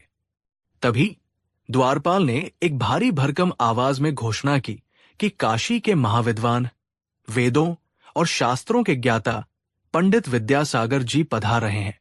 दरबार के मुख्य द्वार से एक व्यक्ति ने प्रवेश किया। माथे पर बड़ा सा तिलक, आंखों में चमक, लेकिन चाल में गजब का अहंकार। उसके पीछे 4 शिष्य चल रहे थे, जिन्होंने अपने सिर पर भारी भरकम पोथियां और किताबें उठा रखी थी। पंडित विद्यासागर ने बादशाह को झुककर सलाम तो किया, लेकिन उनकी आवाज में विनम्रता नहीं, बल्कि चुनौती थी। उन्होंने बड़े गर्व से कहा कि बादशाह सलामत। मैंने सुना है कि आपके दरबार में 9 रत्न हैं, जो अपनी बुद्धिमत्ता के लिए पूरी दुनिया में मशहूर है। मैं काशी से यहां तक का सफर सिर्फ ये परखने के लिए करके आया हूं कि क्या वाकई आपके रत्नों में कोई चमक है या ये सब सिर्फ कांच के टुकड़े हैं। पूरे दरबार में सन्नाटा छा गया। ये सीधा बादशाह की शान पर हमला था। बादशाह अकबर ने थोड़ा गुस्से में लेकिन संयम रखते हुए कहा कि पंडित जी, हमारे नवरत्नों की परीक्षा लेने का साहस बहुत कम लोग करते हैं। आप क्या चाहते हैं? पंडित विद्यासागर ने कहा कि मैं शास्त्रार्थ करना चाहता हूं। जहां पनाह, मैं दावा करता हूं कि इस धरती पर, पाताल में और आकाश में ऐसा कोई प्रश्न नहीं है जिसका उत्तर मेरे पास न हो। और मैं ये भी दावा करता हूं कि आपके दरबारी मेरे एक भी सवाल का जवाब नहीं दे पाएंगे। अगर कोई मुझे हरा दे तो मैं अपनी सारी पोथियां जला दूंगा और उसे अपना गुरु मान लूंगा। लेकिन अगर मैं जीत गया तो आपको मानना पड़ेगा कि आपके नवरत्न असल में मूर्ख हैं। बादशाह अकबर ने अपने दरबारियों की तरफ देखा। सबसे पहले मुल्ला दो प्याजा आगे आए। उन्होंने पंडित से इतिहास का एक प्रश्न पूछा। पंडित ने न सिर्फ जवाब दिया बल्कि उस इतिहासकार का नाम, जन्म की तारीख और किताब का पन्ना नंबर भी बता दिया। मुल्ला दो प्याजा चुप हो गए। फिर एक एक करके कई विद्वान आगे आए। कोई ज्योतिष का सवाल लाया, कोई गणित का, तो कोई व्याकरण का। पंडित विद्यासागर ने जैसे रट रखा हो, हर सवाल का जवाब चुटकियों में दिया और साथ ही उनका मजाक भी उड़ाया। पंडित हंसते हुए बोले कि क्या बस इतना ही ज्ञान है? अरे, ये तो मेरे शिष्य भी बता देंगे। बादशाह सलामत, मुझे अफसोस है कि आपका समय बर्बाद हो रहा है। अकबर का चेहरा गुस्से से लाल हो रहा था। उनकी सल्तनत की इज्जत दांव पर लगी थी। उन्होंने अपनी नजरें घुमाई और ढूंढा अपने सबसे खास रत्न को और मन ही मन सोचा कि बीरबल कहाँ है? आज जब उसकी सबसे ज्यादा जरूरत है, वो गायब है। तभी दरबार के पिछले हिस्से से एक शांत और मध्यम आवाज आई। बीरबल इत्मीनान से पान चबाते हुए आते दिखाई दिए। उनके चेहरे पर कोई तनाव नहीं था। उन्होंने कहा कि माफ कीजिएगा जहांपनाह, आने में थोड़ी देर हो गई। रास्ते में एक बहुत ही ज्ञानी गधे से मुलाकात हो गई थी, उसी से बात करने लगा था। पंडित विद्यासागर ने बीरबल को घूर कर देखा और पूछा कि तुम कौन हो और दरबार में गधों की बातें क्यों कर रहे हो? बीरबल ने मुस्कुराते हुए जवाब दिया कि जी, मैं बीरबल हूं, इस दरबार का एक मामूली सेवक। और गधों की बात इसलिए कर रहा हूं पंडित जी, क्योंकि कभी कभी भारी बोझ उठाने वाला जानवर भी खुद को विद्वान समझने लगता है, सिर्फ इसलिए क्योंकि उसकी पीठ पर किताबें लदी है। पूरे दरबार में हंसी की एक लहर दौड़ गई, लेकिन पंडित का चेहरा तमतमा गया। पंडित विद्यासागर ने कहा कि जवान संभाल कर बात करो बीरबल, मैं यहां ज्ञान की चर्चा करने आया हूं, मस्खरी करने नहीं। अगर तुम में हिम्मत है तो मेरे सवालों का जवाब दो। बीरबल ने कहा कि पंडित जी, सवालों का जवाब तो मैं जरूर दूंगा, लेकिन मेरी एक शर्त है। जहांपनाह, पंडित जी के पास किताबी ज्ञान का भंडार है, ये हम सब मान चुके हैं, लेकिन असली ज्ञानी वो नहीं जो रटेरटाए उत्तर दे। असली ज्ञानी वह है जो मन की बात जाने। इसलिए आज पंडित जी मुझसे सवाल नहीं करेंगे, मैं पंडित जी से सवाल करूंगा। और अगर ये मेरे 3 आसान सवालों का जवाब दे दे तो मैं हार मान लूंगा। पंडित विद्यासागर ने सोचा कि बीरबल जैसा साधारण व्यक्ति भला काशी के विद्वान से क्या ही पूछ लेगा। उसने अहंकार में शर्त मान ली। बीरबल पंडित के करीब गए। माहौल गंभीर हो गया। बीरबल ने अपनी उंगली उठाई और पहला सवाल दागा। उन्होंने पूछा कि पंडित जी, आप कहते हैं कि आप त्रिकालदर्शी हैं, सब कुछ जानते हैं, तो मेरा पहला सवाल यह है कि इस वक्त, ठीक इसी पल, ईश्वर क्या कर रहे हैं? पंडित विद्यासागर हक्के बक्के रह गए। उन्होंने वेदों में ढूंढा, पुराणों को याद किया। सृष्टि के रचयिता के कार्य का वर्णन तो है, लेकिन अभी इसी पल वो क्या कर रहे हैं, ये किसी किताब में नहीं लिखा था। पंडित के माथे पर पसीना आने लगा। वो कुछ बोल नहीं पाए। बीरबल मुस्कुराए और बोले कि क्या हुआ पंडित जी, किताबों में नहीं मिला? चलिए मैं बता देता हूं। ईश्वर इस वक्त अहंकार का विनाश कर रहे हैं, जैसे अभी अभी उन्होंने आपके अहंकार को ठेस पहुंचाई है। गीता में लिखा है ना कि जब अहंकार बढ़ता है ईश्वर उसे हर लेते हैं। दरबारियों ने वाहवाह किया। अकबर के चेहरे पर हल्की मुस्कान आ गई। पंडित झुंझलाते हुए बोले कि ये तो दार्शनिक उत्तर है, दूसरा सवाल पूछो। पंडित को लगा कि अब वो सतर्क रहेगा। बीरबल ने अपनी जेब से एक चमकता हुआ कांच का टुकड़ा निकाला और उसे अपनी मुट्ठी में बंद कर लिया। बीरबल ने पूछा कि मेरा दूसरा सवाल। पंडित जी, ये बताइए कि ज्ञान का असली वजन कितना होता है? अगर आपने सारी किताबें पढ़ी है तो तौल कर बताइए। पंडित चकरा गया। ज्ञान का वजन? ये कैसा बेतुका सवाल है? पंडित ने कहा कि बीरबल, तुम मूर्खतापूर्ण बातें कर रहे हो। ज्ञान अमूर्त है, उसका कोई वजन नहीं होता, उसे तराजू पर नहीं तौला जा सकता। बीरबल ने तुरंत जवाब दिया कि यही तो आपकी भूल है पंडित जी। ज्ञान का वजन होता है और वो वजन इंसान की विनम्रता में झलकता है। जिस तरह फलों से लदा हुआ पेड़ झुक जाता है, उसी तरह ज्ञानी व्यक्ति विनम्र हो जाता है। लेकिन आप तो तार के पेड़ की तरह अकड़े हुए खड़े हैं। इसका मतलब आपके पास ज्ञान तो है ही नहीं, सिर्फ सूचनाओं का बोझ है। पंडित का चेहरा गुस्से से लाल हो चुका था। वो अपमानित महसूस कर रहा था, लेकिन तर्कों में हार रहा था। अब बारी थी आखिरी वार की। बीरबल अब बेहद गंभीर हो गए। वो बादशाह के सिंहासन के पास गए। बीरबल ने पंडित की आंखों में आंखें डालकर देखा और कहा कि पंडित जी, 2 सवालों में आप निरुत्तर रहे। अब तीसरा सवाल आपके भाग्य का फैसला करेगा। आप दावा करते हैं कि आप सब कुछ जानते हैं, तो बताइए कि इस समय आपके और स्वर्ग के बीच कितनी दूरी है? पंडित विद्यासागर ने खगोल शास्त्र की गणना शुरू कर दी। वो उंगलियों पर ग्रहों की स्थिति गिनने लगे। कभी ऊपर देखते, कभी नीचे, लेकिन स्वर्ग की सटीक दूरी मील या कोस में कैसे बताई जाए? ये असंभव था। पूरा दरबार सांस रोके खड़ा था।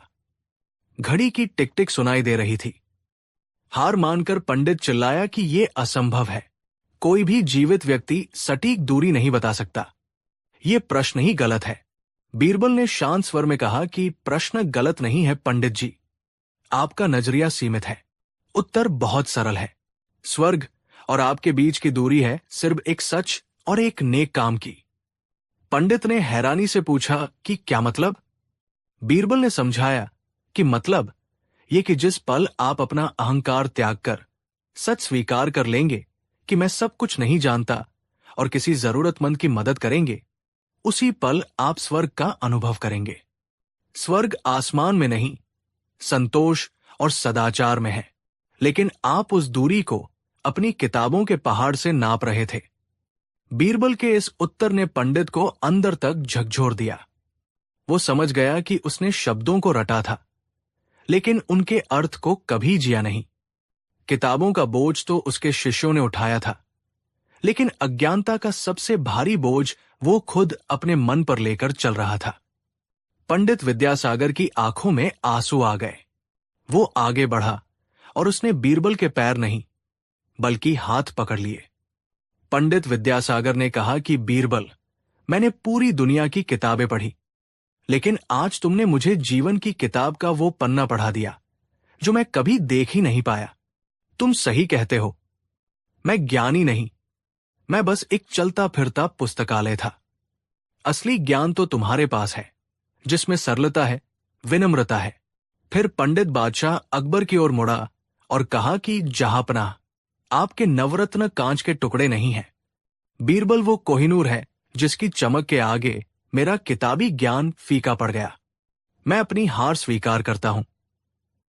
बादशाह अकबर गर्व से सिंहासन से उतरे और बीरबल के कंधे पर हाथ रखा। उन्होंने कहा कि बीरबल, आज तुमने साबित कर दिया कि बुद्धि की धार तलवार की धार से भी तेज होती है। और सबसे बड़ी बात, तुमने इस पंडित को अपमानित करके नहीं बल्कि आईना दिखाकर हराया है। अकबर ने पंडित को भी सम्मानपूर्वक विदा किया और बीरबल को अपना बेशकीमती मोतियों का हार उपहार में दिया। दोस्तों, इस कहानी से हमें क्या सीख मिलती है? यही कि ज्ञान का मतलब सिर्फ डिग्रियां या किताबें रटना नहीं है। असली ज्ञान वो है जो हमें विनम्र बनाए, जो हमें समस्याओं का व्यावहारिक हल दे और जो हमारे अंदर से मैं सब जानता हूं का अहंकार मिटा दे। बीरबल ने न कोई मंत्र पढ़ा, न कोई शास्त्र खोला। उसने बस अपनी व्यावहारिक बुद्धि का इस्तेमाल किया। आपको बीरबल का कौन सा जवाब सबसे ज्यादा पसंद आया? कमेंट करके जरूर बताएं। अगर आप भी मानते हैं कि बीरबल जैसा बुद्धिमान कोई नहीं, तो इस वीडियो को लाइक करें और अपने दोस्तों के साथ शेयर करें। मैं मिलूंगा आपसे अगली वीडियो में अकबर और बीरबल की एक और मजेदार और रहस्यमयी कहानी के साथ। तब तक के लिए खुश रहिए और अपनी अक्ल के घोड़े दौड़ाते रहिए। धन्यवाद। कहानी 5। कहानी की शुरुआत होती है आगरा के शाही दरबार से। दरबार में बीरबल का रुतबा दिन ब दिन बढ़ता ही जा रहा था। बादशाह अकबर किसी भी छोटे या बड़े फैसले के लिए सबसे पहले बीरबल की राय लेते थे। ये बात दरबार के कई पुराने मंत्रियों को खटकती थी। इन्हीं मंत्रियों में एक था दीवान ज्वाला प्रसाद। ज्वाला प्रसाद नाम का ये मंत्री अपने नाम की तरह ही अंदर से ईर्ष्या की ज्वाला में जलता रहता था। वो खुद को बहुत बड़ा विद्वान और राजनीतिज्ञ मानता था। उसे लगता था कि बीरबल तो बस बातों का जादूगर है, असली अक्ल तो उसके पास है। ज्वाला प्रसाद की हमेशा यही कोशिश रहती थी कि किसी तरह बीरबल को बादशाह की नजरों में गिरा दिया जाए और उसकी जगह वजीर आजम का पद हासिल किया जाए। एक दिन दरबार लगा हुआ था। बादशाह अकबर बहुत अच्छे मूड में थे। वे अपने दरबारियों से हंसी मजाक कर रहे थे। तभी ज्वाला प्रसाद ने सोचा कि आज लोहा गर्म है, हथौड़ा मार देना चाहिए। वो अपनी जगह से खड़ा हुआ और झुककर सलाम किया। ज्वाला प्रसाद ने कहा कि जापना, गुस्ताखी माफ हो, लेकिन मेरे मन में एक सवाल कई दिनों से खटक रहा है। पूरी दुनिया बीरबल की बुद्धिमानी के गुण गाती है, लेकिन क्या बीरबल वाकई इतने बुद्धिमान है या ये सिर्फ एक भ्रम है?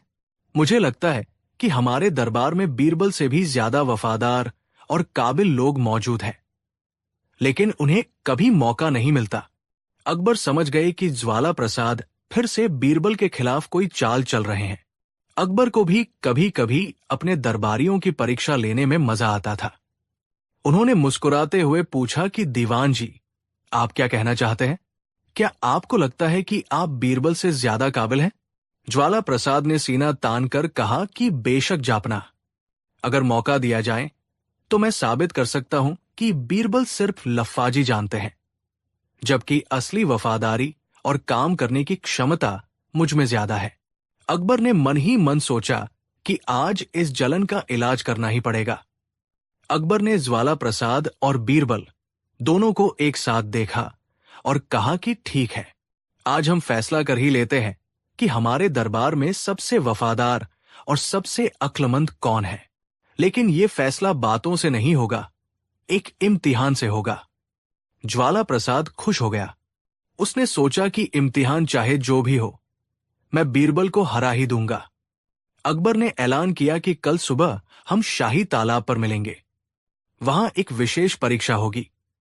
जो भी उस परीक्षा में पास होगा, उसे हम बीरबल से भी ऊंचा पद देंगे, और अगर बीरबल फेल हो गए तो उन्हें वजीर के पद से हटा दिया जाएगा। ज्वाला प्रसाद की खुशी का ठिकाना नहीं था। वो पूरी रात यही सोचता रहा कि कल क्या होने वाला है। उधर बादशाह अकबर ने रात को ही अपने सबसे भरोसेमंद सेवकों को बुलाया। अकबर के दिमाग में एक बहुत ही मजेदार शरारत सूझ रही थी। उन्होंने सेवकों को आदेश दिया कि शाही तालाब के उथले पानी में, कीचड़ के अंदर, रात के अंधेरे में ढेर सारे अंडे छिपा दिए जाएं। जी हां, मुर्गियों के अंडे। और अकबर ने खास हिदायत दी कि एक अंडा सबसे बड़ा होना चाहिए, शायद हंस या बतख का, और बाकी साधारण अंडे होने चाहिए।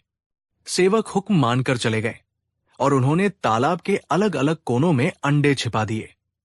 लेकिन अकबर की चाल ये थी कि उन्होंने जितने दरबारी थे उससे एक कम अंडा रखवाया था। यानी अगर 10 लोग परीक्षा देने वाले थे तो अंडे सिर्फ 9 थे, और ये बात सिर्फ अकबर जानते थे। अगली सुबह हुई। सर्दियों की हल्की धूप खिली थी। शाही तालाब के किनारे तंबू लगे हुए थे। ज्वाला प्रसाद अपने समर्थकों के साथ वहां पहुंच गया। वो बहुत तैयार होकर आया था। बीरबल भी समय पर पहुंच गए। उनके चेहरे पर हमेशा की तरह एक शांत मुस्कान थी। बादशाह अकबर भी शाही सवारी के साथ पधारे। अकबर ने सभी मंत्रियों को कतार में खड़ा किया। वहां कुल 10 मंत्री थे, जिनमें बीरबल और ज्वाला प्रसाद शामिल थे। अकबर ने गंभीर आवाज में कहा कि मेरे प्यारे दरबारियों, कल रात मेरे सपने में एक पीर बाबा आए थे। उन्होंने मुझसे कहा कि तुम्हारे दरबार में बहुत से लोग वफादार होने का नाटक करते हैं। अगर तुम सच में जानना चाहते हो कि कौन वफादार है, तो उन्हें इस शाही तालाब में उतारो। जो इंसान सच्चा और वफादार होगा, उसे इस तालाब के पानी में से कुदरत का एक तोहफा मिलेगा, एक अंडा। जी हां, जैसे ही वफादार आदमी डुबकी लगाएगा, उसके हाथ में दैवीय रूप से एक अंडा आ जाएगा। और जो गद्दार होगा या जिसके मन में खोट होगा, उसे कुछ नहीं मिलेगा। ये सुनकर सब हैरान रह गए। पानी में से अंडा? ये कैसा चमत्कार है? लेकिन बादशाह की बात पर शक करने की हिम्मत किसी में नहीं थी। ज्वाला प्रसाद ने सोचा कि मैं तो बहुत वफादार हूं, मुझे तो अंडा जरूर मिलेगा। अकबर ने कहा कि अब आप सब एक एक करके तालाब में उतरिए और अपनी वफादारी का सबूत लेकर आइए। सबसे पहले ज्वाला प्रसाद आगे बढ़ा। उसने सोचा कि मैं सबसे पहले जाकर सबसे अच्छा अंडा लाऊंगा। उसने अपने कपड़े संभाले और तालाब में छलांग लगा दी। पानी ठंडा था। वो नीचे कीचड़ में टटोलने लगा। अचानक उसके हाथ में एक गोल गोल चीज आई। उसने देखा, अंडा। उसे यकीन नहीं हुआ। बादशाह का सपना सच था। वो अंडा लेकर खुश हो गया, लेकिन तभी उसका हाथ एक और अंडे पर पड़ा। ये अंडा पहले वाले से काफी बड़ा था। ज्वाला प्रसाद का लालच जाग गया। उसने सोचा, छोटा अंडा तो छोटी वफादारी का सबूत होगा। अगर मैं ये बड़ा वाला अंडा लेकर बाहर निकलूं, तो बादशाह समझेंगे कि मेरी वफादारी सबसे बड़ी है। बीरबल तो शायद छोटा अंडा ही ला पाए, या शायद उसे मिले ही नहीं। ज्वाला प्रसाद ने छोटा अंडा फेंक दिया और वो बड़ा वाला अंडा मुट्ठी में भींच लिया। वो पानी से बाहर निकला। उसके चेहरे पर विजय की मुस्कान थी। उसने हाथ ऊपर करके वो बड़ा अंडा दिखाया और चिल्लाया कि जापना, देखिए, कुदरत ने मुझे सबसे बड़ा इनाम दिया है। यह साबित करता है कि मैं आपका सबसे बड़ा और वफादार सेवक हूं। अकबर ने मुस्कुराकर कहा कि शाबाश दीवान जी, आप किनारे पर खड़े हो जाइए। अब एक एक करके बाकी मंत्री भी पानी में कूदे। चूंकि अकबर ने अंडे पहले ही छिपा रखे थे, जिसे भी हाथ में अंडा मिलता वो खुश होकर बाहर आ जाता। सबको लग रहा था कि वे सचमुच वफादार हैं, क्योंकि चमत्कार हो रहा था। 9 मंत्री बाहर आ चुके थे। सबके हाथों में अंडे थे। ज्वाला प्रसाद का अंडा सबसे बड़ा था और वो बहुत गर्व महसूस कर रहा था। वो बीरबल की तरफ देखकर हंस रहा था और इशारों में कह रहा था कि अब तुम्हारी बारी है, देखते हैं तुम्हें क्या मिलता है। अंत में बीरबल की बारी आई। बीरबल को इस अंडे वाले चमत्कार पर थोड़ा शक तो था, लेकिन वे बादशाह का हुक्म टाल नहीं सकते थे। बीरबल पानी में उतरे। उन्होंने डुबकी लगाई। बीरबल ने पानी के अंदर इधर उधर हाथ मारा, कीचड़ टटोला, पत्थरों के नीचे देखा, लेकिन बीरबल को कोई अंडा नहीं मिला। आपको याद है ना, अकबर ने जानबूझकर एक अंडा कम रखवाया था, और वो भी आखिरी व्यक्ति के लिए कोई अंडा नहीं बचा था। बीरबल ने एक और डुबकी लगाई, फिर एक और, लेकिन अंडा मिलता कैसे जब वहां था ही नहीं। पानी के अंदर बीरबल का दिमाग तेजी से दौड़ा। वे समझ गए कि यह कोई दैवीय चमत्कार नहीं, बल्कि बादशाह की एक सोची समझी चाल है। बादशाह ने पहले से ही अंडे गड़वा दिए थे, और शायद मेरे लिए अंडा रखा ही नहीं गया। अब बीरबल के सामने संकट यह था कि अगर वे खाली हाथ बाहर निकलते हैं, तो ज्वाला प्रसाद और बाकी दुश्मन उनका मजाक उड़ाएंगे। वे कहेंगे कि बीरबल गद्दार है, इसलिए कुदरत ने उसे अंडा नहीं दिया। और अगर वे देर तक अंदर रहते हैं, तो सांस फूल जाएगी। पानी के अंदर ही अंदर बीरबल ने एक योजना बनाई। उन्होंने सोचा कि अगर मेरे पास अंडा नहीं है तो मुझे कुछ ऐसा करना होगा जो अंडे से भी ज्यादा धमाकेदार हो। इधर बाहर किनारे पर ज्वाला प्रसाद बेसब्री से इंतजार कर रहा था। 1 मिनट हो गया, 2 मिनट हो गए, बीरबल बाहर नहीं आए।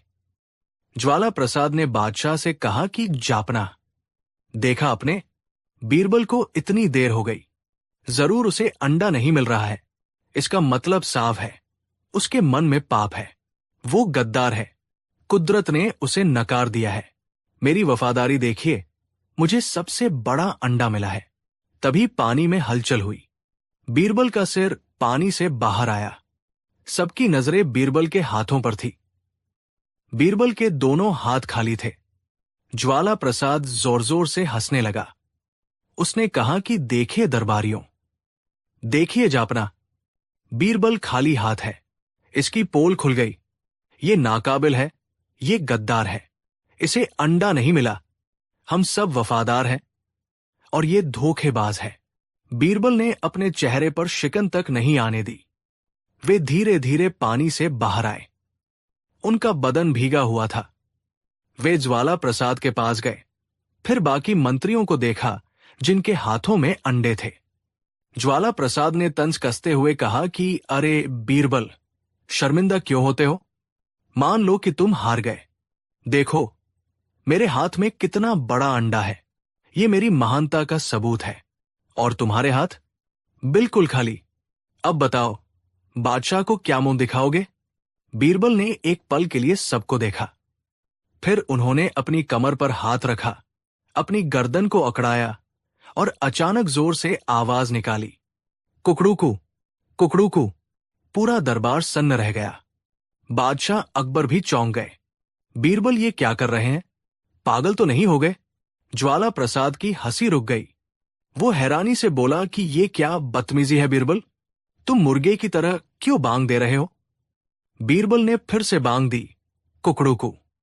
और फिर बड़े आत्मविश्वास के साथ बादशाह अकबर की ओर मुड़े। बीरबल ने कहा कि जापना, आप इन सब मंत्रियों को देख रहे हैं, देखिए इनके हाथों में क्या है? अकबर ने कहा कि हां, इनके हाथों में अंडे हैं। बीरबल ने ज्वाला प्रसाद की ओर इशारा करते हुए कहा कि और देखिए, हमारे दीवान जी के हाथ में तो सबसे बड़ा अंडा है। ज्वाला प्रसाद ने गर्व से सीना चौड़ा किया। बीरबल ने मुस्कुराते हुए अपना ब्रह्मास्त्र छोड़ा।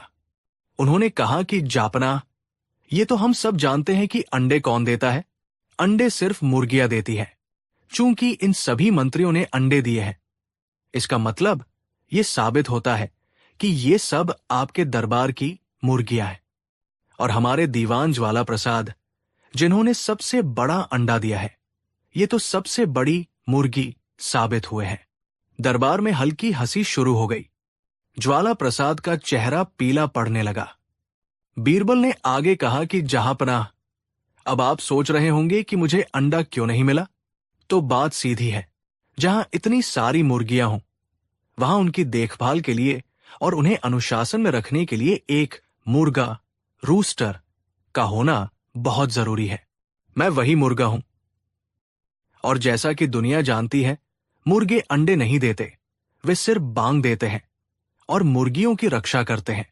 इसीलिए मैंने अंडा नहीं दिया, बल्कि अपनी बांग सुनाकर अपनी मौजूदगी दर्ज कराई। ये सुनना था कि बादशाह अकबर अपनी हंसी नहीं रोक पाए। वे ठहाके लगाकर हंसने लगे। वाह बीरबल, वाह, मान गए तुम्हारी अक्ल को। ज्वाला प्रसाद, जो अभी तक अपने बड़े अंडे को ट्रॉफी समझकर पकड़े हुए था, अब उसे वो अंडा गरम अंगारे जैसा लग रहा था।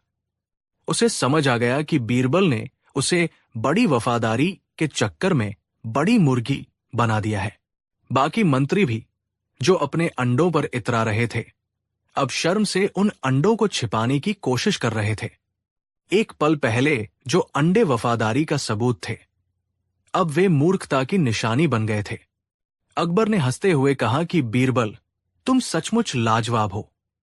हमने ये जाल तुम्हें फंसाने के लिए नहीं, बल्कि ये देखने के लिए बिछाया था कि तुम इससे निकलते कैसे हो। और तुमने न सिर्फ खुद को बचाया बल्कि इस पूरे दरबार को एक चिड़ियाघर बना दिया। अकबर ने फिर ज्वाला प्रसाद की ओर देखा, जिनका चेहरा शर्म से लाल हो चुका था। अकबर ने कहा कि दीवान जी, आपको आपका बड़ा अंडा मुबारक हो, लेकिन याद रखिएगा, प्रशासन चलाने के लिए हमें मुर्गियों की नहीं, एक समझदार मुर्गे की जरूरत है जो पूरे दड़बे को संभाल सके। बीरबल ने आज साबित कर दिया कि वो ही इस दरबार के असली वजीर हैं। ज्वाला प्रसाद ने सिर झुका लिया। उसकी बोलती बंद हो चुकी थी। वो बीरबल को नीचा दिखाने आया था, लेकिन खुद मजाक का पात्र बनकर रह गया। बादशाह अकबर ने खुश होकर बीरबल को अपनी मोतियों की माला इनाम में दी, और उस दिन के बाद जब भी ज्वाला प्रसाद बीरबल को देखते, उन्हें अपना वो बड़ा अंडा और बीरबल की कुकड़ू याद आ जाती और वे चुपचाप रास्ता बदलकर निकल जाते। दोस्तों, ये मजेदार कहानी हमें जिंदगी की कुछ बहुत महत्वपूर्ण बातें सिखाती है। दूसरों के लिए गड्ढा खोदने वाला अक्सर खुद उसमें गिरता है। ज्वाला प्रसाद ने बीरबल को फंसाने की कोशिश की, लेकिन खुद फंस गए। ईर्ष्या हमें अंधा बना देती है और हम अपनी मूर्खता देख नहीं पाते। कहानी 6। अक्सर हम सोचते हैं कि न्याय का मतलब है सबूत ढूंढना, गवाहों को बुलाना और फिर सजा देना। लेकिन जब चोर इतना चालाक हो कि वो कोई सबूत ही न छोड़े, तो फिर न्याय कैसे होगा? तब काम आता है बीरबल का उल्टा न्याय। ये कहानी है एक ऐसी चोरी की जिसने बादशाह अकबर की नींद उड़ा दी थी, और एक ऐसे समाधान की जिसने चोर को खुद उसी के जाल में फंसा दिया। तो अपनी कुर्सी की पेटी बांध लीजिए, क्योंकि ये कहानी सस्पेंस, ड्रामा और मनोविज्ञान का एक बेहतरीन मिश्रण है। आगरा शहर में एक बहुत ही अमीर जौहरी रहते थे, जिनका नाम था सेठ करोड़ीमल। जैसा नाम वैसा ही काम। उनके पास करोड़ों की दौलत थी। उनका व्यापार न केवल हिंदुस्तान में बल्कि फारस और अरब देशों तक फैला हुआ था। सेठ करोड़ीमल वैसे तो बहुत चतुर व्यापारी थे, लेकिन उनकी एक कमजोरी थी, अपनी पत्नी के लिए उनका अटूट प्रेम। सेठ जी ने अपनी पत्नी के लिए कारीगरों से बनवाकर एक विशेष हार तैयार करवाया था। इसे नवलखा हार कहा जाता था। उस हार में पन्ने, माणिक और सबसे कीमती कोहिनूर की टक्कर के हीरे जड़े हुए थे। वो हार इतना सुंदर था कि अंधेरे कमरे में भी अगर उसे रख दिया जाए तो उसकी चमक से कमरा रोशन हो जाता था। सेठ जी उस हार को अपनी जान से भी ज्यादा संभाल कर रखते थे। वो हार उनकी हवेली की सबसे सुरक्षित तिजोरी में रखा जाता था, जिसकी चाबी सिर्फ और सिर्फ सेठ जी के पास रहती थी। हवेली की सुरक्षा ऐसी थी कि परिंदा भी पर न मार सके। 4 पहरेदार दिन में और 4 पहरेदार रात में नंगी तलवारें लेकर तिजोरी वाले कमरे के बाहर पहरा देते थे। अमावस्या की रात थी। आसमान में काले बादल छाए हुए थे और जोरों की बारिश हो रही थी। हवाएं ऐसे चल रही थी जैसे कोई रो रहा हो। बिजली की कड़कड़ाहट से पूरा आगरा शहर थर्रा रहा था। सेठ करोड़ीमल अपने कमरे में गहरी नींद में सो रहे थे। तिजोरी की चाबी हमेशा की तरह उनके तकिए के नीचे दबी हुई थी। सुबह हुई, बारिश रुक चुकी थी, लेकिन हवेली में तूफान आने वाला था। सेठ करोड़ीमल जब सोकर उठे तो उनकी नजर अपनी पत्नी पर पड़ी, जो तैयार होने के लिए बैठी थी। आज उनकी शादी की सालगिरह थी और सेठ जी वो नवलखा हार उन्हें पहनाने वाले थे। सेठ जी मुस्कुराते हुए तिजोरी वाले कमरे की ओर गए। पहरेदार अपनी जगहों पर मुस्तैद खड़े थे। उन्होंने सेठ जी को सलाम किया। सेठ जी ने जेब से चाबी निकाली और ताले में लगाई। ताला खुला। सेठ जी ने भारी भरकम लोहे का दरवाजा खोला, लेकिन जैसे ही उनकी नजर अंदर गई, उनके पैरों तले जमीन खिसक गई। उनका गला सूख गया और आंखों के सामने अंधेरा छा गया। तिजोरी खाली थी। मखमली डिब्बा जिसमें वो हार रखा होता था खुला पड़ा था और हार गायब था। सेठ जी के मुंह से एक चीख निकली कि लुट गया, मैं बर्बाद हो गया, मेरी इज्जत, मेरी दौलत सब लुट गई। हवेली में कोहराम मच गया। सभी नौकर चाकर जमा हो गए। सबसे अजीब बात यह थी कि न तो दरवाजे का ताला टूटा था, न ही दीवार में कोई सेंध लगी थी, और न ही खिड़की से कोई आया था। चाबी सेठ जी के तकिए के नीचे थी और सुबह वही मिली। पहरेदार पूरी रात जागे हुए थे। तो फिर हार गया कहाँ? क्या हार हवा में उड़ गया या कोई भूत उसे ले गया? मामला तुरंत शहर कोतवाल के पास पहुंचा। कोतवाल ने आकर पूरी छानबीन की, नौकरों को डराया धमकाया, पहरेदारों से पूछताछ की, लेकिन कुछ हाथ नहीं लगा। ऐसा लगता था जैसे चोरी किसी अदृश्य शक्ति ने की हो। हार गया सेठ करोड़ीमल का था, लेकिन साख आगरा के प्रशासन की दाव पर थी। रोते बिलखते सेठ करोड़ीमल बादशाह अकबर के दरबार में पहुंचे। उन्होंने बादशाह के पैरों में गिरकर कहा कि दुहाई है जहानपना, दुहाई है, मेरे घर में चोरी हो गई है। मेरा पुश्तैनी नवलखा हार चोरी हो गया है। अगर वो हार नहीं मिला तो मैं जीते जी मर जाऊंगा। अकबर ने उन्हें ढांढस बंधाया और कोतवाल की तरफ गुस्से से देखा। उन्होंने पूछा कि कोतवाल, ये कैसी सुरक्षा है हमारे शहर की? एक सेठ के घर से इतना कीमती हार गायब हो जाता है और तुम्हें चोर का पता तक नहीं? कोतवाल ने सिर झुकाकर कांपते हुए कहा कि जहानपनाह, हमने पूरी कोशिश की, लेकिन चोरी का तरीका बहुत अजीब है। कोई ताला नहीं टूटा, कोई सुराग नहीं। हमें शक है कि यह किसी बाहरी चोर का काम नहीं, बल्कि घर के ही किसी भेदी का काम है, लेकिन सबूत के बिना हम किसी को पकड़ नहीं सकते। अकबर ने अपनी दाढ़ी पर हाथ फेरा। वे समझ गए कि यह मामला साधारण बुद्धि से नहीं सुलझेगा। उन्होंने अपने नवरत्नों में सबसे अनमोल रत्न की ओर देखा और पुकारा, बीरबल। बीरबल अपनी जगह से उठे और झुककर सलाम किया। अकबर ने कहा कि यह मामला अब तुम्हारे हवाले है। हमें वो हार भी चाहिए और वो चोर भी। और याद रहे, हमें न्याय चाहिए, जुल्म जबरदस्ती नहीं। बीरबल ने मुस्कुराते हुए कहा कि जो हुक्म जहानपनाह। आप निश्चिंत रहें, चोर चाहे पाताल में भी छिपा हो, उसे बाहर खींच लाया जाएगा। बस मुझे 2 दिन का वक्त दे। बीरबल सीधे सेठ करोड़ीमल की हवेली पहुंचे। उन्होंने सबसे पहले मौकाए वारदात का मुआयना किया। उन्होंने देखा कि तिजोरी का ताला बिल्कुल सही सलामत था। इसका मतलब साफ था कि चोर ने चाबी का इस्तेमाल किया था। बीरबल ने सेठ जी से पूछा कि सेठ जी, कल रात आपके कमरे में कौन कौन आया था? सेठ जी ने कहा कि दीवान जी, मेरे कमरे में मेरे और मेरी पत्नी के सिवा कोई नहीं आता। रात को सोते समय चाबी मैंने तकिए के नीचे रखी थी और सुबह वही मिली। बीरबल ने सोचा कि अगर चाबी तकिए के नीचे थी और सुबह वही मिली, तो चोर ने रात में चाबी निकाली, चोरी की और वापस चाबी तकिए के नीचे रख दी। ये काम कोई ऐसा व्यक्ति ही कर सकता है जो सेठ जी के सोने के तौर तरीकों से वाकिफ हो और जो कमरे में बिना आहट के आ जा सके।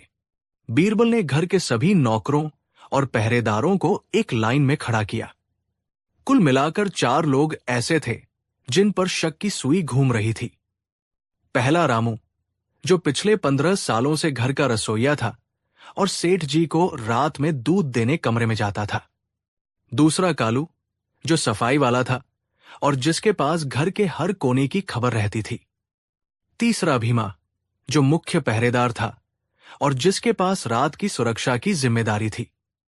और चौथा मुनीम जी, जो सेठ जी के सबसे करीबी थे और तिजोरी के बारे में सब जानते थे। बीरबल ने चारों को गौर से देखा। चारों के चेहरों पर डर और घबराहट थी, जो कि स्वाभाविक था। बीरबल ने उनसे सीधे सवाल पूछे, क्या तुमने चोरी की है? सबने एक सुर में कहा कि नहीं सरकार, हम नमक हराम नहीं हैं। हम तो सालों से सेठ जी की सेवा कर रहे हैं। बीरबल जानते थे कि सीधी पूछताछ से कोई भी चोर अपना गुनाह कबूल नहीं करेगा। चोर बहुत शातिर है, उसने कोई सबूत नहीं छोड़ा है। ऐसे में सीधा न्याय काम नहीं आएगा। यहां मनोविज्ञान का खेल खेलना होगा, यहां उल्टा न्याय लगाना होगा। बीरबल ने कुछ सोचा और फिर उनके चेहरे पर एक रहस्यमयी मुस्कान आ गई। उन्होंने सेठ जी से कहा कि सेठ जी, चोर आपके इन्हीं 4 विश्वास पात्रों में से एक है, लेकिन ये इतना चालाक है कि इसने कोई सबूत नहीं छोड़ा। इसलिए अब मुझे जादू का सहारा लेना पड़ेगा। जादू? सेठ जी और वहां मौजूद सभी लोग हैरान रह गए। बीरबल ने घोषणा की कि दोस्तों, मेरे पास एक जादुई गधा है जिसे मैंने अरब के एक महान फकीर से हासिल किया है। उस गधे का नाम सुल्तान है। सुल्तान कोई आम गधा नहीं है। उसके पास दिव्य शक्तियां है। वो चोर की गंध पहचानता है। जब कोई चोर उसकी पूंछ पकड़ता है तो वो जोर से रेंकने लगता है, लेकिन अगर कोई निर्दोष आदमी उसकी पूंछ पकड़े तो वो खामोश रहता है। नौकर एक दूसरे का मुंह देखने लगे। किसी को विश्वास नहीं हो रहा था, लेकिन बीरबल की बातों में इतना आत्मविश्वास था कि वे डर गए। बीरबल ने आदेश दिया कि आज शाम को दरबार के बाहर एक बड़ा तंबू लगवाया जाए। उस तंबू में बिल्कुल अंधेरा होना चाहिए। मेरा जादुई गधा उस तंबू के अंदर होगा। इन चारों संदिग्धों को वहां बुलाया जाए। शाम हुई। दरबार के मैदान में एक काला तंबू लगा दिया गया। माहौल में भारी तनाव था। हजारों की भीड़ तमाशा देखने आई थी। अकबर भी दरबार लगाकर बैठे थे। बीरबल ने उस तंबू के अंदर एक गधे को बांध दिया। तंबू के अंदर इतना घना अंधेरा था कि हाथ को हाथ दिखाई न दे। बीरबल ने उन चारों, रामू, कालू, भीमा और मुनीम जी को बुलाया और सबके सामने जोर से नियम समझाए। ध्यान से सुनो। तुम चारों को एक एक करके इस अंधेरे तंबू के अंदर जाना है। अंदर मेरा जादुई गधा सुल्तान खड़ा है। तुम्हें जाकर उसकी पूंछ को दोनों हाथों से पकड़ना है, उसे खींचना है और कहना है कि मैंने चोरी नहीं की, और फिर बाहर आ जाना है। बीरबल ने अपनी आवाज को और गंभीर करते हुए कहा कि याद रहे, जैसे ही असली चोर गधे की पूंछ पकड़ेगा, गधा जोर से चिल्लाएगा और चोर पकड़ा जाएगा। लेकिन जो बेगुनाह है, उसके छूने पर गधा खामोश रहेगा।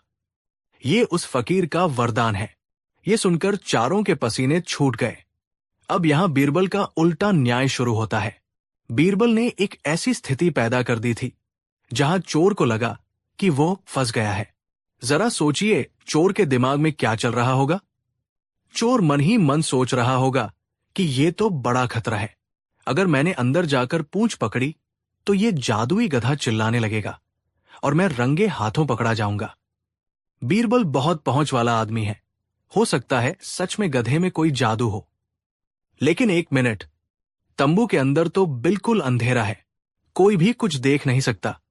अगर मैं पूंछ को छू ही नहीं तो मैं बस अंदर जाऊंगा, कुछ देर खड़ा रहूंगा और बिना पूंछ छुए बाहर आ जाऊंगा। अंधेरे में किसी को पता नहीं चलेगा कि मैंने पूंछ पकड़ी या नहीं। गधा चिल्लाएगा नहीं क्योंकि मैंने उसे छुआ नहीं, और बाहर आकर मैं कह दूंगा कि मैं बेगुनाह हूं। वाह, मैं बच गया। यही वो उल्टा तर्क था जिसकी उम्मीद बीरबल कर रहे थे। एक निर्दोष आदमी को गधे के चिल्लाने का डर नहीं होगा, क्योंकि उसे पता है उसने चोरी नहीं की है, इसलिए वो बिंदास होकर पूंछ पकड़ेगा। लेकिन चोर अपने डर के कारण पूंछ को हाथ नहीं लगाएगा। सबसे पहले रामू अंदर गया। वो डरा हुआ था, लेकिन उसे खुद पर भरोसा था। वो अंदर गया। कुछ पल सन्नाटा रहा। फिर वो बाहर आया। गधा नहीं चिल्लाया। रामू ने राहत की सांस ली। दूसरा, कालू अंदर गया। वो कांप रहा था। उसने भगवान का नाम लिया। वो अंदर गया और थोड़ी देर बाद बाहर आया। गधा फिर खामोश रहा। तीसरा, भीमा अंदर गया। वो भी कुछ देर बाद बाहर आ गया। गधा शांत था। अंत में मुनीम जी अंदर गए। वे सबसे ज्यादा घबराए हुए लग रहे थे। वे भी कुछ पलों बाद बाहर आ गए। गधा अब भी खामोश था। चारों बाहर खड़े थे। गधा एक बार भी नहीं चिल्लाया। भीड़ में कानाफूसी शुरू हो गई। लोग कहने लगे कि अरे, ये क्या हुआ? बीरबल का जादू तो फेल हो गया। गधा चिल्लाया ही नहीं। इसका मतलब इनमें से कोई चोर नहीं है। लगता है बीरबल की अक्ल आज काम नहीं आई। सेठ करोड़ीमल भी निराश हो गए। उन्होंने बीरबल से कहा कि दीवान जी, ये क्या? गधा तो बोला ही नहीं। क्या मेरा हार कभी नहीं मिलेगा? बीरबल के चेहरे पर लेकिन शिकन नहीं थी, बल्कि एक विजय मुस्कान थी। बीरबल ने कहा कि शांत हो जाइए सेठ जी, मेरा जादू कभी खाली नहीं जाता। गधे ने अपना काम कर दिया है। गधा नहीं बोला, लेकिन अब चोर बोलेगा। बीरबल ने उन चारों संदिग्धों को अपने पास बुलाया और कहा कि तुम चारों अपनी हथेलियां आगे करो। मैं देखना चाहता हूं कि तुम लोगों ने पूंछ ठीक से पकड़ी थी या नहीं। बीरबल ने एक एक करके सबके हाथ सूंघने और देखने शुरू किए। सबसे पहले रामू ने हाथ आगे किए। बीरबल ने उसके हाथ सूंघे और कहा कि ठीक है, किनारे खड़े हो जाओ। फिर कालू ने हाथ दिखाए। बीरबल ने देखे और उसे भी किनारे खड़ा किया। फिर भीमा ने हाथ दिखाए। बीरबल ने उसे भी रामू और कालू के साथ खड़ा कर दिया। अंत में मुनीम जी की बारी आई। मुनीम जी ने डरते डरते अपने हाथ आगे किए। बीरबल ने मुनीम जी के हाथ देखे, उन्हें सूंघा और अचानक उनकी आंखों में एक चमक आ गई। बीरबल ने जोर से मुनीम जी की कलाई पकड़ ली। बीरबल ने गर्जना की कि जहान पनाह, मिल गया चोर। यही है वो नमक हराम जिसने सेठ जी का हार चुराया है। पूरा दरबार सन्न रह गया। मुनीम जी चिल्लाने लगे कि नहीं हुजूर, ये झूठ है, मैंने चोरी नहीं की। गधा तो चिल्लाया ही नहीं था, इसका मतलब मैं निर्दोष हूं। अकबर ने हैरानी से पूछा कि बीरबल, पहेली मत बुझाओ, साफ साफ बताओ कि तुम्हें कैसे पता चला कि मुनीम ही चोर है, जबकि गधा तो किसी के लिए नहीं चिल्लाया। बीरबल ने मुस्कुराते हुए कहा कि जहान पनाह, दरअसल उस गधे में कोई जादू नहीं था। वो एक साधारण गधा था, लेकिन उस गधे की पूंछ पर मैंने एक विशेष प्रकार का तेज इत्र और थोड़ा सा गीला काजल छिड़क दिया था। मैंने तंबू में अंधेरा इसीलिए करवाया था ताकि किसी को यह दिखाई न दे। बीरबल ने रामू, कालू और भीमा के हाथ पकड़कर ऊपर उठाए। उनकी हथेलियां काली थी और उनमें से इत्र की तेज खुशबू आ रही थी। बीरबल ने कहा कि देखिए हुजूर, ये तीनों निर्दोष थे। इन्हें अपनी ईमानदारी पर भरोसा था। इन्हें मेरे झूठ पर विश्वास था कि अगर ये निर्दोष है तो गधा नहीं चिल्लाएगा। इसलिए इन्होंने निडर होकर अंदर जाकर गधे की पूंछ पकड़ी। इसीलिए इनके हाथ काले हो गए और उनमें इत्र की महक आ गई। फिर बीरबल ने मुनीम जी के हाथ ऊपर उठाए। उनके हाथ बिल्कुल साफ थे, न कोई कालिख, न कोई खुशबू। बीरबल ने समझाया कि लेकिन ये मुनीम, जिसके मन में चोर था, ये डर गया। इसने सोचा कि अगर मैंने पूंछ पकड़ी तो गधा चिल्लाएगा और मैं पकड़ा जाऊंगा। इसने अपनी होशियारी दिखाई और अंधेरे का फायदा उठाकर गधे की पूंछ को छुआ ही नहीं, ये सोचकर कि किसी को पता नहीं चलेगा। लेकिन यही इसकी सबसे बड़ी गलती साबित हुई। इसके साफ हाथ ही इसके काले कारनामे का सबूत है। मुनीम जी का चेहरा फक पड़ गया। उनकी सारी होशियारी धरी की धरी रह गई। बीरबल का उल्टा न्याय काम कर गया था। चोर ने पकड़े जाने के डर से जो कदम उठाया, यानी पूंछ न छूना, उसी कदम ने उसे फंसा दिया। मुनीम जी समझ गए कि अब बचने का कोई रास्ता नहीं है। वे घुटनों के बल गिर पड़े और रोने लगे। उन्होंने कहा कि माफ कर दीजिए सरकार, मुझसे गलती हो गई। लालच ने मेरी मति भ्रष्ट कर दी थी। मैंने ही सेठ जी के तकिए के नीचे से चाबी निकाली थी और हार चुराकर अपने घर के आंगन में गाड़ दिया था। अकबर का गुस्सा देखने लायक था। उन्होंने कहा कि जिस थाली में खाया उसी में छेद किया।